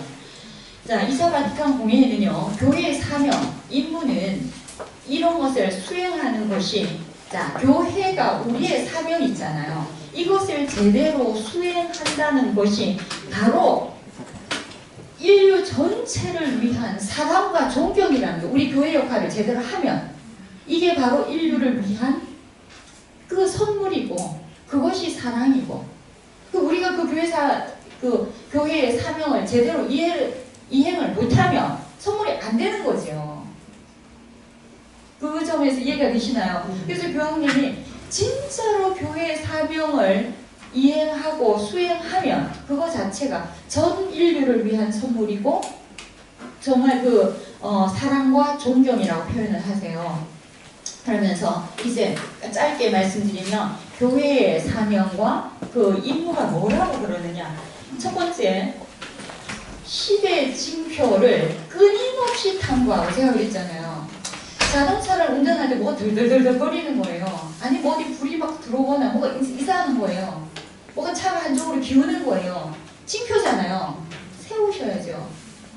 어디가 고장났나, 바람이 빠졌나, 안 그러면 오늘 가다가 그대로 통해갖고 기울든지 사고가 나는 거죠. 그래서 시대의 징표를 끊임없이 탐구하고 옵니다. 근데 저는 안타깝게도 신자분들이 이 시대의 징표에 대해서 고민하는 얘기를 저는 그냥 일반적인 고민을 하세요. 아, 요새 문제다, 요새 세상은 문제다. 이렇게 얘기하지만 이것을 교회와 신자의 역할과고 연결을 하시면서 정말 고민하시는 분들을 그리 많이 뵙지는 못한 것 같아요. 여기서 시대의 징표는 반드시 읽으셔야 돼요. 그래서 늘 여기에 깨어 있어야 됩니다. 자, 시대의 징표를 읽는 것이 교회 안에서 가능합니까? 밖에 보여요. 밖에를 봐야 되는 거예요. 자, 예수님께서 뭐라고 그러셨어요? 나는 세상의 빛이다. 나는 세상의 소금이다. 요한복음 한 청의 말씀이 계셨다. 그 빛이 사람이 되시죠. 그 빛이 사람이 되셔서 어디로 오셔요? 세상에 오십니다. 많은 분들이 가톨릭 교회라고 생각하시는 분 있으세요? 거기서 착각이 시작됩니다. 세상에 오십니다. 세상을 여러분들이 하느님은 우리의 하느님이기도 하고요. 당연히 우리의 하느님이기도 하고요. 모든 인류 가족의 하느님이십니다. 맞나요? 네. 그것을 잊으시면 안 돼요. 두 번째요. 첫째, 시대의 징표를 읽었으면 이게 문제인지 바르게 가는지 잘못 가는지 뭐가 어떻게 됐는지를 읽으셨으면, 두 번째, 그것을 복음을 가지고, 저희는 기준이 있습니다. 뭐라고요? 성경, 복음을 가지고 해석을 해야 됩니다. 근데 이때 갖다 대는 잣대가요, 엄청나게 세속적인 잣대가 많습니다. 제가 그러잖아요. 거기다 목소리까지 큰 거예요. 목소리까지 크고 주장이 강하고 거기다가 사회적인 지위까지 있어요. 본당에서 무슨 직책 맡았어요. 끝입니다. 그래서 여기서 시대의 징표를 읽고 그것을요, 뭐로 해석해낼 수 있는 식별력이 있어야 되느냐면 복음에 맞는지 안 맞는지, 예수님의 뜻인지 하느님 뜻인지 그것을 식별해낼 수 있어야 한다는 것이죠. 저는 성숙한 신자가 된다는 말, 여러 가지 의미가 있습니다. 언제 한번 제가 수업 중에 어떤 분이 강사분들이 다 거기에는 이제 신부님들이셨고요. 금방 서풍을 받은 신부님이셨고 수녀가 제가 혼자 있었는데 여기 있습니다. 이런 질문을 했어요. 신부님들께는 어떤 질문을 하면 어떤 여자가 마음에 들느냐 이렇게 질문을 하는 것 끝에 느닷없이 저한테 화살이 떨어졌습니다. 수녀님 어떤 남자가 좋으세요? 이러는 거예요. 그때 제가 뭐라고 그랬냐면 전요 성숙한 남자가 좋습니다. 이랬어요. 성숙한 남자. 이 성숙이라는 단어가 무지무지 중요합니다. 그리고 저희가 성숙한 신앙인이 되셔야 되고 성숙한 어른이 되셔야 되고 성숙한 부모님이 되셔야 되고 성숙한 사회인이 되셔야 됩니다. 그럼 이 성숙이라는 말이 뭔가? 그겁니다. 성숙한 사람만이 할 수 있는 것이 복음의 빛으로 이 기준이 복음인 줄 아시는 분이세요. 그게 성숙한 신앙인입니다. 바깥 기준이 아니에요. 그래서 우리 교회는 여전히 안팎의 차이가 잘 없습니다. 다만 교회 울타리일 뿐이지 돌아가는 일은 안팎이 거의 똑같을 수가 있어요. 이걸 보시면서 고민하시는 분이 계셔야 돼요. 그걸 알아내셔야 돼요. 우리 기준이 이게 맞나? 지금 가고 있는 방향이 맞나? 이것을 제시를 하고 볼 수 있는 분들이 있으셔야 돼요. 이런 분들이 교회에서 목소리를 내셔야 된다고. 그래서 우리가 잘못 가면 제동도 보셔야 되고요. 그 다음에 또 하나. 자, 우리가 이렇게 복음의 빛으로 해석을 했죠. 징표를 보고. 복음으로 해석을 했어요. 그래 놓고 죄송합니다. 그래 놓고는 복음의 빛으로 해석한 다음에 인류가 그 다음에 해석했으면 그 다음 따라와야 되는 게 뭡니까? 행동이 따라와야죠. 실천과 행동이 따라야 되죠. 그래서 크게 우리만 얘기하는 게 아닙니다. 전 인류가 나아갈 길을 제시하는 것입니다. 왜 그러냐면 예를 들어 아까 평화 문제를 하나 예를 들어 볼게요. 전쟁이 났다. 아무리 내용이 좋아도요. 다 파괴됩니다. 내가 뭔가 해볼라 해도 이미 여러분 전쟁이 주는 그 참혹한 현실이 어떤지 다 아실 겁니다. 그렇기 때문에 전쟁의 근원을 막아야 됩니다. 우리나라에서 뭔가가 일어날 때 이게 전쟁을 위한 것인지 돈을 위한 것인지 진짜 평화를 원하는 것인지 저는 식별하지 않는 듯 했습니다. 지금까지 보면서 교회가 이거 잘 보셔야 돼요. 그래서 신자분들은 우리는 모든 사람 우리의 매일 일상 사는 세상 속에 있는 것입니다. 그 전체가 나로 인해서 이게 복음의 빛으로 빛이 나도록 내가 행동하는 그 결단을 촉구하는 거거든요. 뒤에 제가 여러 가지 예로 말씀드리겠습니다. 그래서 이것이 바로 이렇게 해서 인류 전체가 하느님의 뜻으로 나가는 데 기여하는 것, 이런 정화, 이런 쇄신, 이것이 바로 복음화의 한 부분이라는 거죠. 자, 복음화는 변합니다. 복음으로 누구부터 변해야 되나요? 나부터.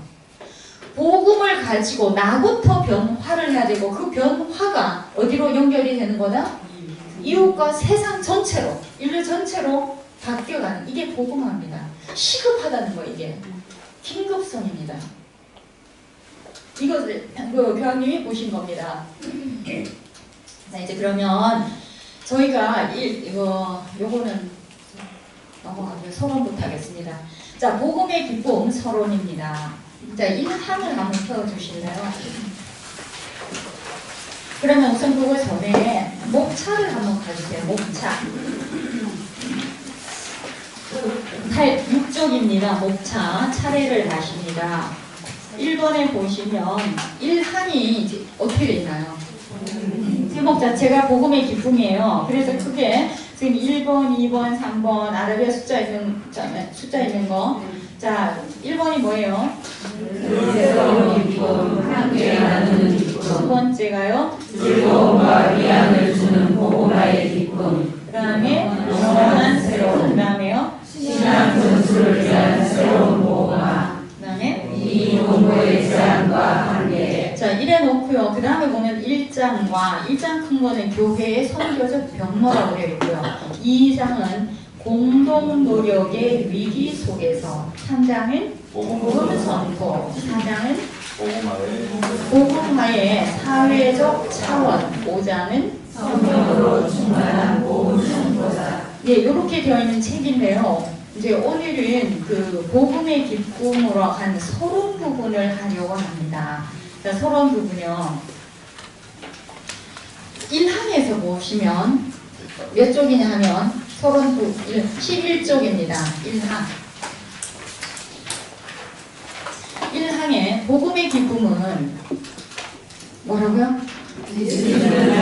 모든 이의 마음과 삶을 가득 채워줍니다. 그냥 읽으셨는데요. 이거 지금 뜻 들어오시나요? 복음의 기쁨이라는 것은요. 누구를 만나야 돼요? 첫째. 예수님. 여기 이제 그냥 기쁨이 아니고 우리 그냥 기쁨은 로또 당첨돼도 좋고요. 정말 아들이 승진을 해도 좋고 여러 가지 있지. 우리 기쁘죠. 기뻐요. 기쁜데 여기서 앞에 수식어가 붙었습니다. 복음으로 기뻐지는 것은, 복음 때문에 기뻐진다는 것은 복음의 기쁨, 복음이 나한테 주는 기쁨은 누구한테? 예수님을 만나는 사람만이 가능한 거예요. 그 사람에게만. 이건 세상이 절대 줄 수 없는 거예요. 절대 줄 수 없는 거예요. 예수님만이 줄 수 있는 그 기쁨 있죠. 그것이 나의 뭐를 채운다? 마음을 가득 채워. 우리 있잖아요. 모든 게 다 채워져도 얼마나 마음이 허한 거 느껴보셨어요? 아이들 다 성공했고 그냥 넉넉한 삶도 있고 좋은 차도 있고 뭐 남들이 부러워한 집도 있어요. 남들은 다 괜찮아요. 그런데 이 마음 안에서 이 허전함, 그치, 삶이란 뭔가. 자, 그런데 그런 게 없어도요. 그런 게 없어도 이 여기에 대해서 예수님이 너무 공평하신 거예요. 이 기쁨. 제가 어제도 어떤 그 청년이 스스로 이렇게 그냥 떠났어요. 그 연도를 다녀왔었고요. 지금 뉴스에서도 또 이렇게 또 유명한 사건이 지금 있더라고요. 자, 그런데 이 예수님을 만난 사람만이 늘 누릴 수 있는 그 기쁨이 복음이 주는 기쁨이라는 거예요. 그것이 우리의 삶을 가득 채워줍니다라고 1항의 이 책에 예수님을 만나는 사람의 기쁨을 첫 번째로 얘기를 하셔요. 그러면서 거기에 1항 끝에 보면 이렇게 돼 있어요. 이 권고문, 이 권고를 통하여 저는 그리스도인들이 이 기쁨으로 새로운, 앞에 수식어가 많이 붙으면 헷갈리기 때문에 제가 뺍니다. 자, 이 책으로 인해서 그리스도인들은 새로운 복음하러 그 단계로 들어가도록 격려를 합니다. 이제 들어가 보세요. 따라와 보세요. 이 말대로. 이 격려지요. 따라와 보세요. 그러면서 격려하면서 어떻게 한다? 이제 과제를 주세요. 앞으로 여러 해 동안 교회가 걸어갈 새 길입니다. 새 길. 새 길 이제 교황님이 딱 주셨어요. 저희 따라갑니다. 새 길을 따라가는 것. 자, 그것을 제시하고자 합니다. 1항에서 이렇게 얘기합니다. 제가 이 문항 때문에요. 제가 이 책을 계속 관심을 가진 거예요. 한 해가 아니다. 교황님은 끊임없이 우리에게 새 길을 제시를 하셨는데 새 길이 뭔지도 한 번도 안 읽어봤다. 나누지도 못했다. 본 적이 없다. 어떻게 사시겠어요? 어떻게 이분들이 교황님 이 호소를 따라가시겠냐고요. 그래서 제가 그 사명감을 개인적으로 이제 느낀 거죠. 오늘날 이제 2장에는요. 오늘날 위험들, 도대체 뭐가 그렇게 위험한가? 이제 교황님께서 보신 것, 그 다음에 그 13차 세계 주교 대의원 회의에서 통해서 나온 여러 가지 위험이 있어요. 근데 여기 위험을 어떤 걸 해놓으셨냐면 소비주의. 여러분 여기서 소비주의가 가지는 정말 많은 문제가 있거든요. 끊임없이 소비를 해야 됩니다. 따라 나오는 게 뭡니까? 예, 쓰레기 문제, 환경 문제, 생태 문제, 지금 에너지 고갈 문제, 빈부 차이, 돈 따라 나오는 문제가 한두 개가 아니에요. 계속 소비를 하셔야 되잖아요. 여기서도 아마 자영업 하시는 분 계실 건데 어쨌든 내가 살려면 팔아야 되잖아요. 과대 광고를 해야 되고 팔아야 되고 이게 좋다고 해야 되고 몸에 안 좋으면서도 좋다고 해야 되잖아요. 온통 화학 제품을 덩어리를 만들어서는 이게 맛있다고 몸이 망가지든 말든 팔아야 되잖아요. 이게 오늘날 소비 사회가 차를 조금만 타면 이 차는 이렇게 안전하고 이 차는 이렇게 모양이 바뀌었어요. 또 새 차 사세요. 새 냉장고 사세요. 새 집 사세요. 새 옷 사세요. 끊임없이 우리에게 사라고 얘기를 하는 사회입니다. 빚 감당이 안 됩니다. 자원은 한정이 돼 있어요. 그 쓰레기 더미 누가 치울 건가요? 자, 소비주의, 쾌락, 탐욕, 저 욕심은 끝이 없는 거 아시죠? 끝없이 더 맛있는 거, 더 좋은 거, 더 큰 거, 더가 붙었습니다. 그러면서 이제는 모든 세계 사람들이 그러면서도 외로워합니다. 다 외로워해요. 아이들 떠나보내고 안 가진 게 없는데도 외로운 덩어리들이죠. 그리고 이렇게 아래 위로 붙어가고 여기 하나 요거밖에 없잖아요. 아래 위로 붙어가 있으면서 뭐 10년을 살아도 위에 누가 사는지 관심 없어요. 그러니까 윗집 아저씨는 무조건 무서운 아저씨. 아랫집 아저씨는 아이들 그래서 제일 세상에서 무서운 아저씨가 아랫집 그 아파트 아랫집 아저씨. 뛰면 올라오시가 또 많아요. 그렇게 살면서 저희가 아주 가까이 있습니다. 그러면서 옆에 벽 하나로 있잖아. 근데 절대로 안 쳐다보죠. 자, 이 고립감들, 이게 우리나라뿐만 아니라 전 세계가 지금 가지는 것입니다. 그러면서 2항에서 이렇게 얘기를 합니다. 이제 이 위험에 대한 얘기입니다. 2항에서는 보세요. 하느님의 목소리를 더 이상 들을 수가 없고, 하느님 목소리 안 들어도 들을 게 너무 많습니다. 요새 많은 분들이 뭘 못 견뎌하냐 하면 침묵이요. 고요한 걸 못 견딥니다. 하여튼 아침에 일어나시면서 뭐부터 켜냐면 텔레비전 안 보시더라고요. 제가 지금 휴가 가보니까 그걸 보는 게 아니에요. 틀어놓고 안방에 틀어놓고 저기 마루에 틀어놓고 다니면서 이제 들리고 보고 하는데 그 소리로 시작을 하는 거예요. 하루를. 그리고 애들 보세요. 하루 종일 이어폰 끼고 있잖아요. 시간만 나면. 그걸 못하게 해서 그렇지 계속 끼고 듣잖아요. 그래서 침묵을 못 견뎌합니다. 고요함을 못 견뎌합니다. 고요하면 지겨운지 아세요? 수현이 매일간 동안에 매일매일 앉아 1시간 동안 뭔 기도하세요? 15분만 하면 끝나던데. 저희들이 이제 매일 이제 아이들이 그랬어요. 제가 학교에 있을 때 저희 묵상하고 조배하는 거를 학교 안에 수녀원이 있었거든요. 자, 그런 거를 이해가 안 되는 거예요. 고요하면 불안하기 시작합니다. 얼마나 이 문제예요? 그리고 산에 제가요 둘이 산에를 갔어요. 이제 한번 그 돈나고 갔더니 산에 가시면서 요새 다들 저는 혼자 듣는 건 괜찮아요. 이 뽕짝 노래를 여기다가 이렇게 MP3 같은 걸 틀어놓고 라디오를 들고 다니면서 산에서 그분이 그걸 내가 지나갈 수가 없잖아요. 이제 걸음 속도가 비슷하니까 정말 괴롭던데요. 여러 가지 공공의 적이 참 여러 가지 형태로 출몰한다는 걸 제가 알았는데, 이거는 우리 게 아니에요. 자기 개인 게 아니에요. 근데 그까지 와서도 내가 좋아하는 그 음악, 남이 말든지 시끄럽든지 말든지, 그런 것들. 그래서 더 이상 하느님 목소리를 들을 시간이 없습니다. 듣고 싶어 하지 않습니다. 저희가 이제 아까 원천으로 돌아가자고 했잖아요. 어디로 저희가 가야 될 건가? 과연 어디로 돌아가야지 하느님을 잃어버린 하느님을 다시 찾을 수 있을까? 그분 사랑에 고요한 기쁨을 느끼지 못한대요. 그분 사랑의 고요함을 느끼지 못한대요. 선행을 하고자 하는 열정도 식은 사람들입니다. 이 장에서 이렇게 얘기해요. 선행을 하고자 하는 열정도 없다. 우리 가족을 잘 살면 되고 내가 이렇게 하면 되는 거예요. 그래서 많은 이가 이러한 위험에 빠져 진정한 뭐를 잃어버렸다? 삶을 잃어버리고 그 대신 거기에 들어가야 돼. 사람 뭐가 가득 차 있어요. 그래도 우리는 왜 그렇게 불만이 많은지 끊임없이 또 다른 욕심이 생겨요. 또 다른 불만이 생겨요. 또 속상한 게 뭐가 생겨요. 이것에 그런 사람으로 바뀌어가고 있다고 교황님은 정확하게 얘기를 하세요. 자, 그 다음에요. 3장에서는 저는 그래서 모든 그리스도인들이 어디에 있든 바로 지금 이 순간입니다. 어디에 계시든 운전하실 수 있죠. 자, 집에 빨래하실 수도 있어요.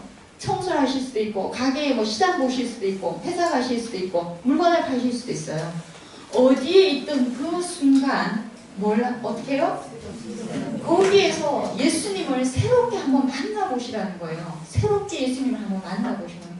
우리 예수님은 안 계시는 듯 살고 있잖아요. 성당에 굳이 안 오셔도 돼요. 저는 성당에 자꾸 안 오셨으면 좋겠어요. 제가 늘 강조하는 말, 세상을 성당으로 만드세요. 왜 그 좁은 공간 안에만 예수님을 그것만 오셔서 만나시려고 하는지. 세상 전체에서 만나세요, 예수님을. 그게 삶의 자리 어디서입니까? 어디에 계시든 뭘 하시든. 그래서 성당에 시간 없어서 못 나오신다고 그래요. 거기서 다 만나시는데 거기는 절대 안 만나시려고 그래요. 세상이 성당입니다. 세상 전체가. 그걸 생각하시고 거기서 인격적으로 만나라는 말이 뭘까요? 어떤 분들 있잖아요. 동상을 만나시는 분 계세요. 예수님을 인격적으로 만난다. 많은 분, 여러분들이 집에 옛날에 내가 정말 좋아했던 할머니 사진 꺼내놓고 사진첩 계속 많은, 물론 기억할 수 있고 추억할 수는 있습니다. 근데 그분은 살아있는 그분을 못 만나요. 예수님을요 굉장히 동상화, 형상화, 규격화 시켜놓고 그 예수님만 만나내는 사람이 있어요. 예수님 어디에 있는데요? 예수님 보려면 어떻게 하면 되나요?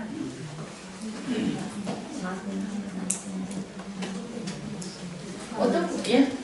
자, 자기 자신을 부으면 된다고. 왜냐하면 우리는 하느님 무상으로 생겼기 때문에. 그런데 그래서 거울로 자기를 딱 쳐다보면 간에 예수님이 보인다고요. 글쎄요.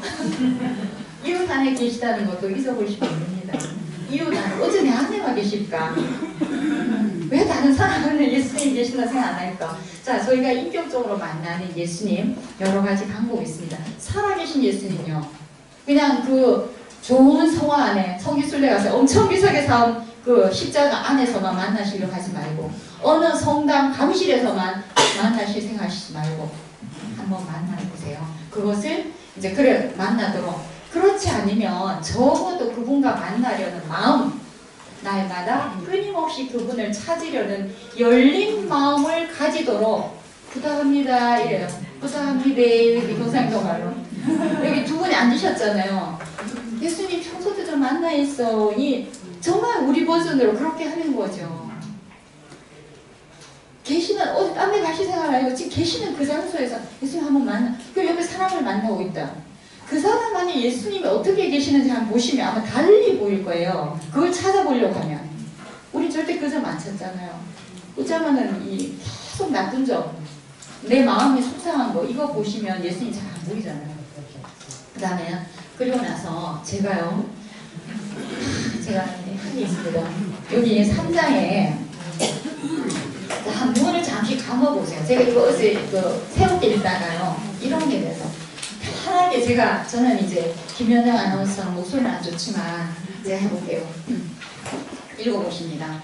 주님, 제가 잘못 생각해 왔습니다. 저는 수없이 주님의 사랑에서 도망쳤습니다. 그러나 이제 여기에서 주님과 계약을 새롭게 맺고자 합니다. 저는 주님이 필요합니다. 주님, 저를 다시 구원하여 주소서. 구원하시는 주님의 품 안에 다시 한번 저를 받아주소서. 이렇게 예수님께 기도하라고 교황님은 기도문까지 적어주셨어요. 여기다가 한번 정확하게 이것의 기도문을 따로 적으셨어요. 예수님 앞에 모셔놓고 주님, 제가 잘못 생각해 왔습니다. 저는 수없이 주님의 사랑에서 도망쳤습니다. 이걸 하다 보니까 생각나는 김정식, 로제리오 형제님의 노래가 생각나는 거예요. 오늘 틀어드리려고 그랬는데 시간이 안 되네요. 앞부분만 들을게요. 앞부분만.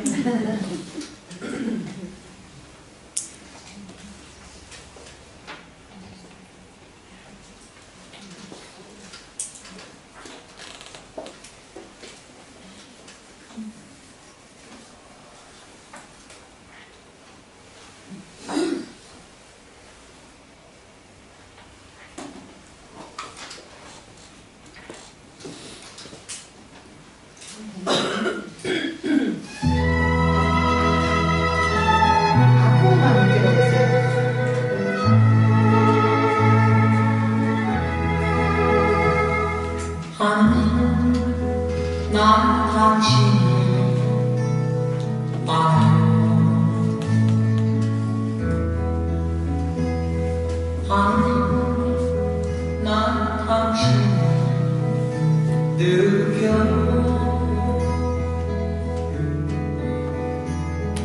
아니 난 당신을 좋아해요 아니 난 당신을 사랑해요 아니 내겐 당신 아우.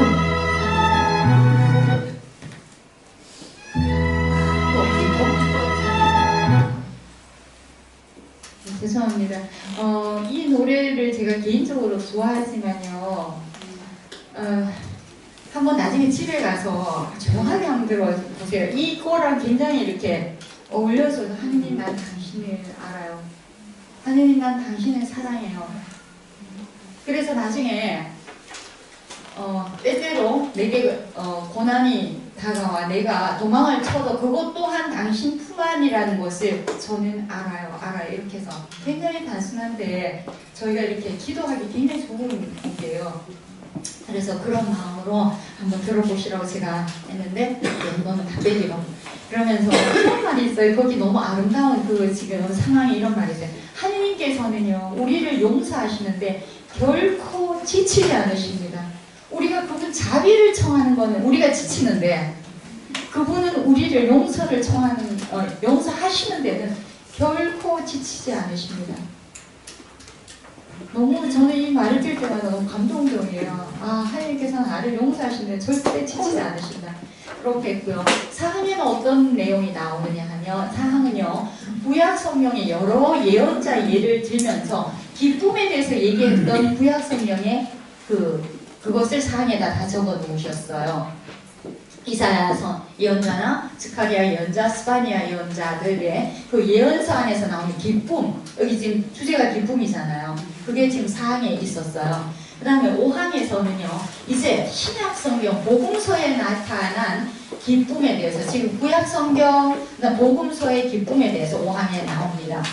그리고 마니피카세 이제 기뻐 뛰노나니라는 게 나오죠. 그런 예들을 이제 교황님께서 해놓고요. 그 다음에 6항에서는 신앙의 기쁨에 대해서 해놓으세요. 신앙의 기쁨. 신앙이 도대체 왜 기쁜가? 기쁨을 어디서 찾으세요? 신앙의 안에서 기쁨이 뭐라는 걸 하시고요. 자, 여기 또 참 7항에 너무너무 교황님 당신의 기쁨 체험을 적어 놓으신 다음에요. 여기 너무 아름다운 말이 있어요. 그리스도인이 된다는 것이 도대체 뭔가? 내가 신자 된다는 말. 교황님이 어떻게 표현하셨나 보세요. 어떻게 하셨어요? 거기 찾으셨어요? 그 부분? 몇 쪽입니까? 17쪽에 이 부분 한번 보세요. 자, 본인이 여기다가 비춰보세요. 그리스도인이 된다는 것은 윤리적인 선택이나 고결한 생각의 결과가 아니라 삶의 새로운 시야와 결정적인 방향을 제시하는 한 사건, 한 사람을 만나는 거다. 나 그 사람, 우리 어떤 사람 인생 망치게 하는 사람도 만나죠. 예, 그런 사건이라는 거예요. 근데 이건 반대 사건이에요. 내가 신자 된다는 사건은요, 이런 윤리적인, 우리가 착하게 살아야지요, 잘 살아야지요, 이 차원이 아니라는 거예요. 그 다음에 생각으로는 제가 그런 얘기 들었습니다. 어떤 분들이 우리 이제 신자가 종교를 가지려면 고상한 종교는 하나가 있어야지. 요새 현대인으로서 고상한 취미 가지듯이 해야 되는데 그 중에 뭐 찾아보니까 이 종교다 이렇게 하는 사람도 있다고 들었습니다. 나의 무슨 조건을 갖추는 것 중에 하나, 스펙 쌓듯이. 그런 게 아니라는 거예요. 자, 어떤 사람을 만나느냐 하면 그 만난 사람 때문에 인생을 버리는 게 아니라 그 사람 때문에 삶의 새로운 시야, 새로운 시각이 생긴다는 거예요. 완전 딴 세상을 보게 되는 것. 그게 그리스도인이 된다는 거예요. 근데 여러분들이 이 예수님을 만나셔서 삶의 새로운 시야가 탁 트였나요? 그게 그런 분도 있지만 생각보다 적은데 그래서 교회 안에 생명력과 아까 말씀드렸듯이 열정이 식어가고 없어진다는 거예요. 재미가 없는 거예요. 성당장에 뭐가 될 줄 알았어요. 되는 게 아무것도 없어요. 바뀌는 것도 없어요. 재미도 없어요. 돈만 내라 그래요. 그러면 안 돼. 자, 이제 이렇게 사람들이 실망하는 것들인 거예요.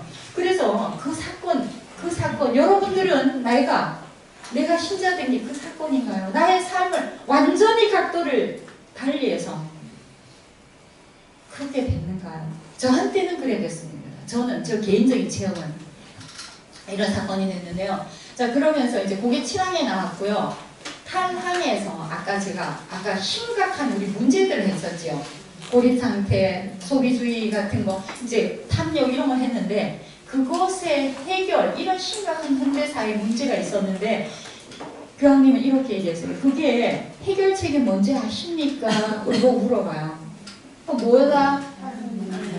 하느님 사랑을 만나면 아까 말씀드렸던 하느님이 도대체 어떤 분인지 그분이 왜 사랑인지를 깨달으면 아까 그 고민했던 그 문제가 그게 해결책이에요. 이거 굉장히 추상적인 것처럼 들립니다. 추상적이에요. 근데 이거 왜냐면 하느님 사랑을 어찌 생각하느냐 사람마다 너무 다르거든요. 이걸 만나는 것입니다. 그래서 이 현대사회의 문제가 해결되는 방법이 하느님 사랑으로 제시하셨어요. 그 사랑을 만나는 거다. 그러면서 이제 서론의 두 번째 부분이 나옵니다. 이제 부항에서 제목이 이렇게 나와요. 즐거움과 위안을 주는 복음화의 기쁨. 복음의 기쁨이 아닙니다. 복음화의 기쁨입니다. 자, 우리가 변화를 전제합니다. 나의 변화를 전제합니다. 그러면서 부항에서 이렇게 얘기를 합니다. 진리와 선은, 진리하고 선은 이렇게 속성상 어떻다고요? 본질상 퍼져나가는 거예요. 퍼져나가는 거. 저희가 잉크를 물에 탁 떨어뜨리면 쫙 퍼져나가서 다 새파랗게 되죠. 진리와 선은 퍼져나가는 거라는 거. 예수님의 진리, 하느님의 진리는 절대 사라지지 않습니다. 그것이 퍼져나가는데 바로 이 진리와 선에 대한 이 퍼뜨리는 사명, 이게 우리의 사명이라는 거. 떨어뜨리고 선을.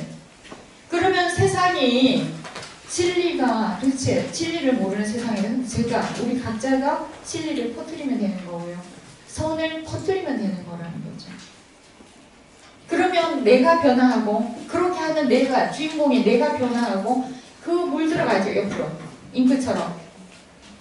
그래서 이제 10항에서 복음을 얘기를 합니다. 복음은 우리에게 한층 높은 차원에서, 자, 복음은 여기 지금 복음은 일이 나오는데 예수님의 그 기쁜 소식, 예수님의 그 삶, 이것은 우리에게 뭘 준다? 높은 차원이라고 그랬어요. 높은 차원에서 강렬한 삶을 살아갈 기회를 제공합니다. 근데 이것만 보셔도요, 저희가 수동적으로 있어갖고 되는 게 없습니다. 굉장히 촉구를 합니다. 아까도 그랬어요. 용기를 내십시오. 걸어 나가라고 얘기하세요. 다 용기 내서 앉아있으면 안 된다고요. 그러면서 이제 복음 선포자에서 이제 지금 내가 보고 여기 계시는 모든 분, 저를 포함해서 우리가 복음 선포자다. 그러면 어떤 태도는 절대로 안 된다고 얘기하시겠어요? 낙심하거나 낙담하거나 성급하거나 뭐가 안 돼. 난 왜 이렇게 안 될까? 그게 아니라는 거죠. 불안하거나 이런 것은 복음 선포자가 저희들 말합니다. 여기서 복음 선포자가 아닌 분들은 아니겠죠. 내가 복음 선포자의 사명이 내가 있는 사람이라 그러면 이런 태도는 안 된다고 얘기하신 거예요. 반대로. 자, 여기 이거는 그대로 제가 본문 그대로입니다. 그리스도의 기쁨을 먼저 받아들여. 예수님의 기쁨을 내가 받아들여. 어디쯤 있나요? 지금 몇 쪽? 18쪽에 제일 아래쪽에서 위쪽으로 연결이 됩니다. 그리스도의 기쁨을 먼저 받아들여. 뭐로 빛나는? 열성인데 열성으로 빛나는 삶을 살려는 복음의 봉사자가 되어주십시오. 제가 첫 번째 뭐라고 그랬나요? 지금 교황님하고 두 분이 앉아 차 한잔 하자 부탁하셨어요. 뭐라고? 지금 보세요. 자기 세례명 다 불러보세요. 속으로. 그러고 이제 합니다. 그리스도의 기쁨을 먼저 받아들이십시오. 먼저 받아들이십시오. 그리고 열성으로 빛나는 삶을 살려는 복음의 봉사자가 되어주십시오. 그 교황님이 눈 쳐다보면서 그렇게 부탁하셨어요. 복음의 봉사자가 되어주십시오. 이렇게 얘기를 하셨고요. 그러면서 이제 11항에서 13항까지 제목이 영원한 새로움입니다. 새로운 한 번 하고 하는 게 아니에요. 새로운 게 어떻게 영원할까? 새롭다는 거 보세요. 늘 새로우니까요. 늘 새롭게, 그러니까 한 번만 새로우시면 안 됩니다. 매일 새로워지는데, 자, 매일 새로우면 얼마나 흥이 날까요? 얼마나 기대가 될까요? 우리가 메뉴가 나오는데 먹는데 가게에 생각 하루도 똑같은 게 안 나오고 한 끼도 또 어떻게 하면 또 뭐가 나올까 기대가 되죠. 신이 나죠. 자, 그런 기분이라는 거죠. 새로운 선포. 자, 영원한 새로움입니다. 이제 이 선포를 해야 되는데 앞에 새로움이 붙었어요. 선포는 선포인데 새로운 건데 새롭게 다시 선포를 하려면 대상자가 있어요. 세 분입니다. 신자와 쉬고 계시는 분, 저 냉담자 이런 말 안 쓰려고 합니다. 지금 현재 쉬고 계시는 분들 어느 본당에 갔더니 모셔와야 할 분 이렇게 하시더라고요. 모셔야 되죠. 아직 본당에 절대로 쉬는 교우 이 말도 못 쓰게 하셨어요. 신부님께서 모셔와야 할 교우. 그 다음에 아직 신자가 아닌 그 모든 분들에게 여기는 계속 새로운 새자가 들어갑니다. 새로운 기쁨을 맛보는 결실을 거두게 해주신다. 이제 새로운 선포는 이 모두에게 새 기쁨을 우리 다 아는데 우리 열심히 한 신자였는데 뭐가 새롭겠노? 새롭습니다. 새로우면 새롭게 기뻐집니다. 그 얘기를 하십니다. 자, 우리의 그러면 이 새롭게 기쁨을 맛보게 해주는 핵심이 뭐다? 뭐에 대해서? 하느님에 대해서. 그래서 하느님은 우리를 새롭게 하시는 그 제일 주인공이시라는 거예요. 그분을 새로 만난. 지금 우리 안 새로우면 새 하느님 못 만나는 거죠. 그분을 새롭게. 자, 우리는 다시 한번 합니다. 뭐라고 그랬어요? 우리의 원천은 어디로 돌아가라? 복음으로 돌아가십시오. 그래야지 뭐가 보인다? 새 길 지금 제시합니다. 저는요, 복음을 매일매일 저희들 보면서 새 길이 보입니다. 이거 보지 않으면 새 길 절대로 안 보입니다. 그러니까 새 길을 보려면 복음의 원천인 복음으로 돌아가십시오. 모든 복음화에 복음화가 뭐냐? 여기서 복음화 매일 새로워야 된다는 거예요. 매일. 그래야지 그 열정이 안 식고 늘 신이 나죠. 그걸 말씀드립니다. 자, 복음화는요, 우리 일이기도 하지만 복음화 자체는 주님의 일입니다. 당신 일이에요. 알아서 하십시오라고 맡겨야 되십니다. 그 다음에 이 일로 우리를 부르십니다. 이게 우리의 사명입니다. 복음화로. 그래서 진정한 새로움이라는 것은, 그래서 제가 내린 결론입니다. 진정한 새로움이 뭘까? 결론은 이 장에서 지금 12항하고 지금 12항 가면서 복음화라는 게 새로운 거다. 지금 보세요. 우리 다 안다. 재미가 없잖아요. 배했다 요만하면. 이래갖고는요, 열정도 없고 재미도 없어요. 근데 다시 이래? 이런 거구나. 이거구나. 매일 새롭게 깨닫고 내일 하면 얼마나 신나겠어요. 여러분들이 신앙생활 하면서 언제같이 기뻤는지 한번 생각해보세요. 항상 기쁘시면 항상 기쁘시면 네, 대단하십니다. 그래서 항상 기쁘신 분도 계시고요. 도대체 신앙생활에 솔직히 기쁨이 없을 수도 있어요. 그냥 오늘 또 주일이가 또 미사를 가셔야 될 수도 있고요. 의무감을 가시는 분. 그래서 복음화라는 것은 새로움이라고 할 수 있다. 이렇게 할 정도로. 자, 그 다음에요. 14강에서는요. 우리 오늘도 미사를 하시고 하실 겁니다. 미사가 뭘까? 미사 때 예수님은 기억하는 얘기를 잘 안 쓰세요. 딱 한 번 쓰셔요. 너희는 이 예를 행할 때마다 나를 기억하라고 하세요. 기억과 추억은 다른 것입니다. 기억은요, 저희가 기억을 굉장히 자발적인 것입니다. 무슨 일이 있었는지, 왜 기억해야 되는지 예수님께서 기억하라고 하셨어요. 자, 그것을 기억하는 일이 여러분 잊으시면 안 됩니다. 여러분 이거 잘 생각하셔야 돼요. 잊으셔야 될 일이 있고 잊으시면 안 되는 일이 있습니다. 예수님의 부활이 그런 시기입니다. 부활 잘 보세요. 부활은 사람들이 예수라는 저 말썽쟁이, 저 골치 아픈 사람을 처형하며 그 골치 아프고 시끌시끌했던 게 다 잠재워질 줄 알았어요. 그래서 저 사람을 죽여야 된다는 게 끝까지 목표였어요. 죽였어요. 잠재우고 싶었어요. 두 번 다시 그 사람 이렇게 했던 풍파가 안 일어나길 원했습니다. 잠재웠어요. 그러고 묻었어요. 끝났나요? 아닙니다. 아닙니다. 그래서 우리는 그것을 끊임없이 기억해야 됩니다. 기억하는 사건이 미사입니다. 하나님의 예수님의 그 희생 제사와 그 감사의 기억, 잊으시면 안 되는 게 그겁니다. 우리가 살아가면서 잊으시면 안 되는 일이 많습니다. 근데 그걸 잊어버리려고 하면, 그래서 그 당시의 대사제들과 로마 사람들은 그걸 잊어버리라고 얘기하겠죠. 잊어라. 잊으면 안 됩니다. 그것을 반복 매일 하는 것이 저희가 감사의 기억, 이게 미사 성찰례입니다. 왜 미사를 저희가 와야 되나? 안 잊어버리려고.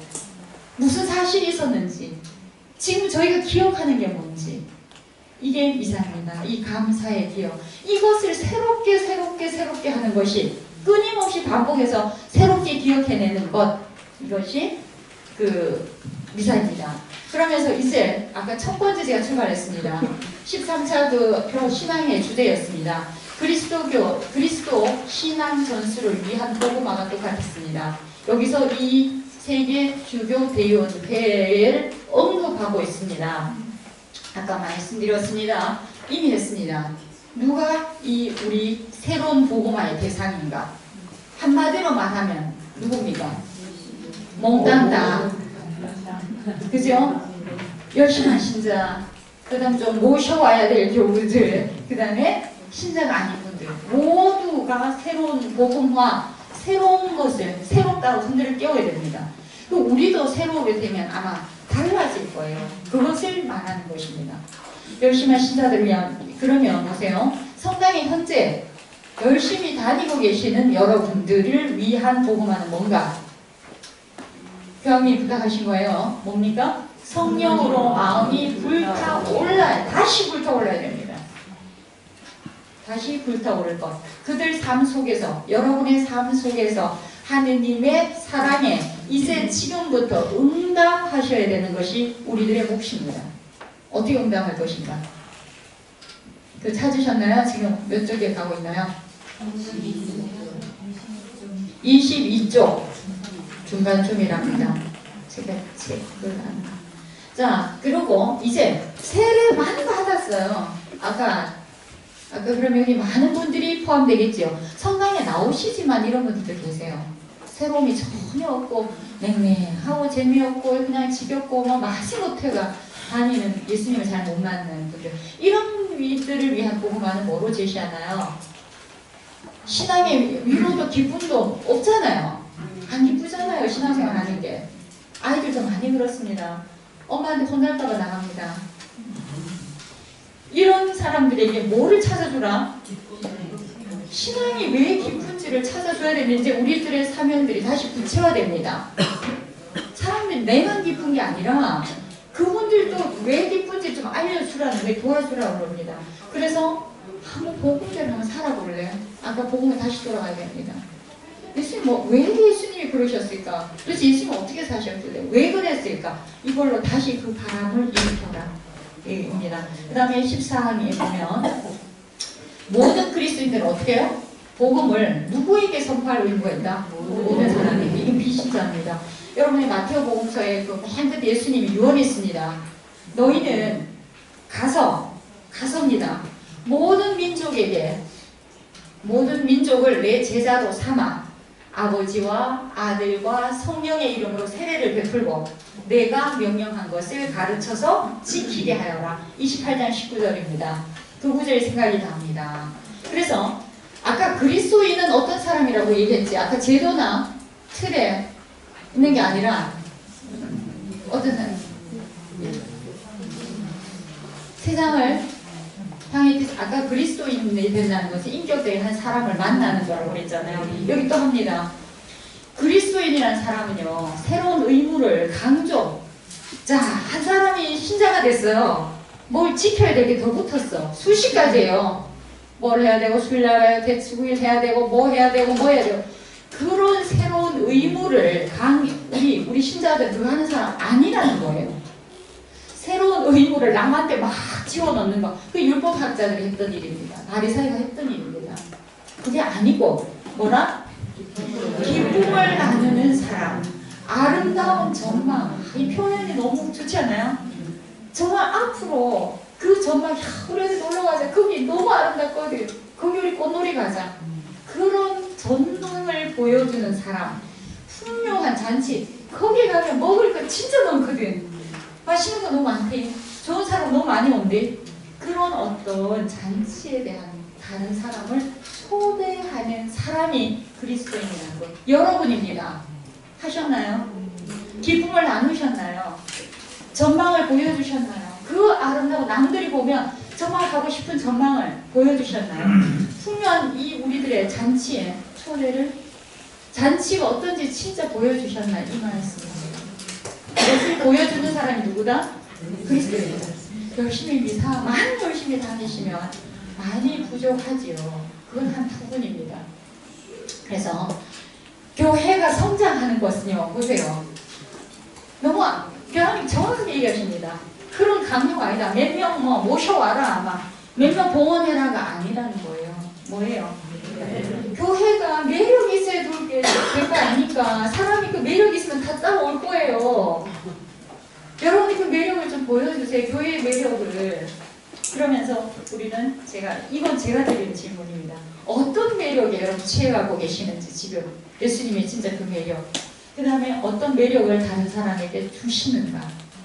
이거고요. 15왕의 교황 요한 바오로 1세의 말씀을 인용을 하면서 자, 노력을, 이 복음 선포의 노력을 소홀히 했으면 안 됩니다. 여기 보세요. 수동적, 여기서 막 나가갖고 이렇게 띠매고 다른 사람 듣기나 말게 이렇게 하는 얘기가 아닙니다. 그렇게 오해는 안 하시지요. 이 수동적으로 교회 건물 안에서 내 마음 이상한 살짝 다니고 내가 앉아서 살짝 성체조배하고 이게 아니라는 거예요. 교회 건물 안에서 가만히 기다릴 수만은 없다. 그래서 사도들이 어째는 보세요. 사도들 끝이 다 어떻게 됐나요? 요한 사도만 빼고 다 순교당했습니다. 초기 교회 다 그랬습니다. 우리 초기 한국 선조들이 그랬습니다. 그러면서 당신이 이 책 안에 뭐가 많다? 제한도 많고 한계도 많다. 이 안에 모든 게 있는 건 아니다. 이렇게 설명을 하셨고요. 17장에는 이제 다룰 주제, 이 복음의 기쁨에서 다룰 주제를 쫙 나열하셨어요. 몇 쪽에 있죠? 25쪽에 예. 교회 보세요. 첫 번째 뭐이 나오나요? 그 다음에 사목일꾼들이 잠깐만요. 사목일꾼들이라 나중에 신부님만 말씀하시는 게 아니에요. 우리를 다 포함하는 겁니다. 직면한 회복들. 그 다음에 교회라는 게 모두 복음을 전하는 하느님의 복음을 전하는 백성들이 모인 단체다. 모인 사람이다. 그 다음에 강론과 준비. 이건 신부님들에게 주로 해당되고. 그 다음에 하나님의 사회 통합. 네. 평화와 사회적 교회와 그다음 예, 이제 마지막 서론의 마지막입니다. 이 주제들이 정말 중요하다. 그러면서 또 다시 자 커피 마지막 마실 때입니다. 이제 한 모금 남았습니다. 교황님이 홀짝 마시시면서 여러분 다 마시면서 이제 교황님 부탁입니다. 저는 여러분이 하는 모든 활동에서 방금 얘기했던 일을 받아들이기를 정말 부탁하고 당부합니다. 그 눈과 목소리와 마음을 느끼시나요? 네. 그걸 하셔야 되는 거예요. 그거를 느끼시는 게 이 복음의 기쁨입니다.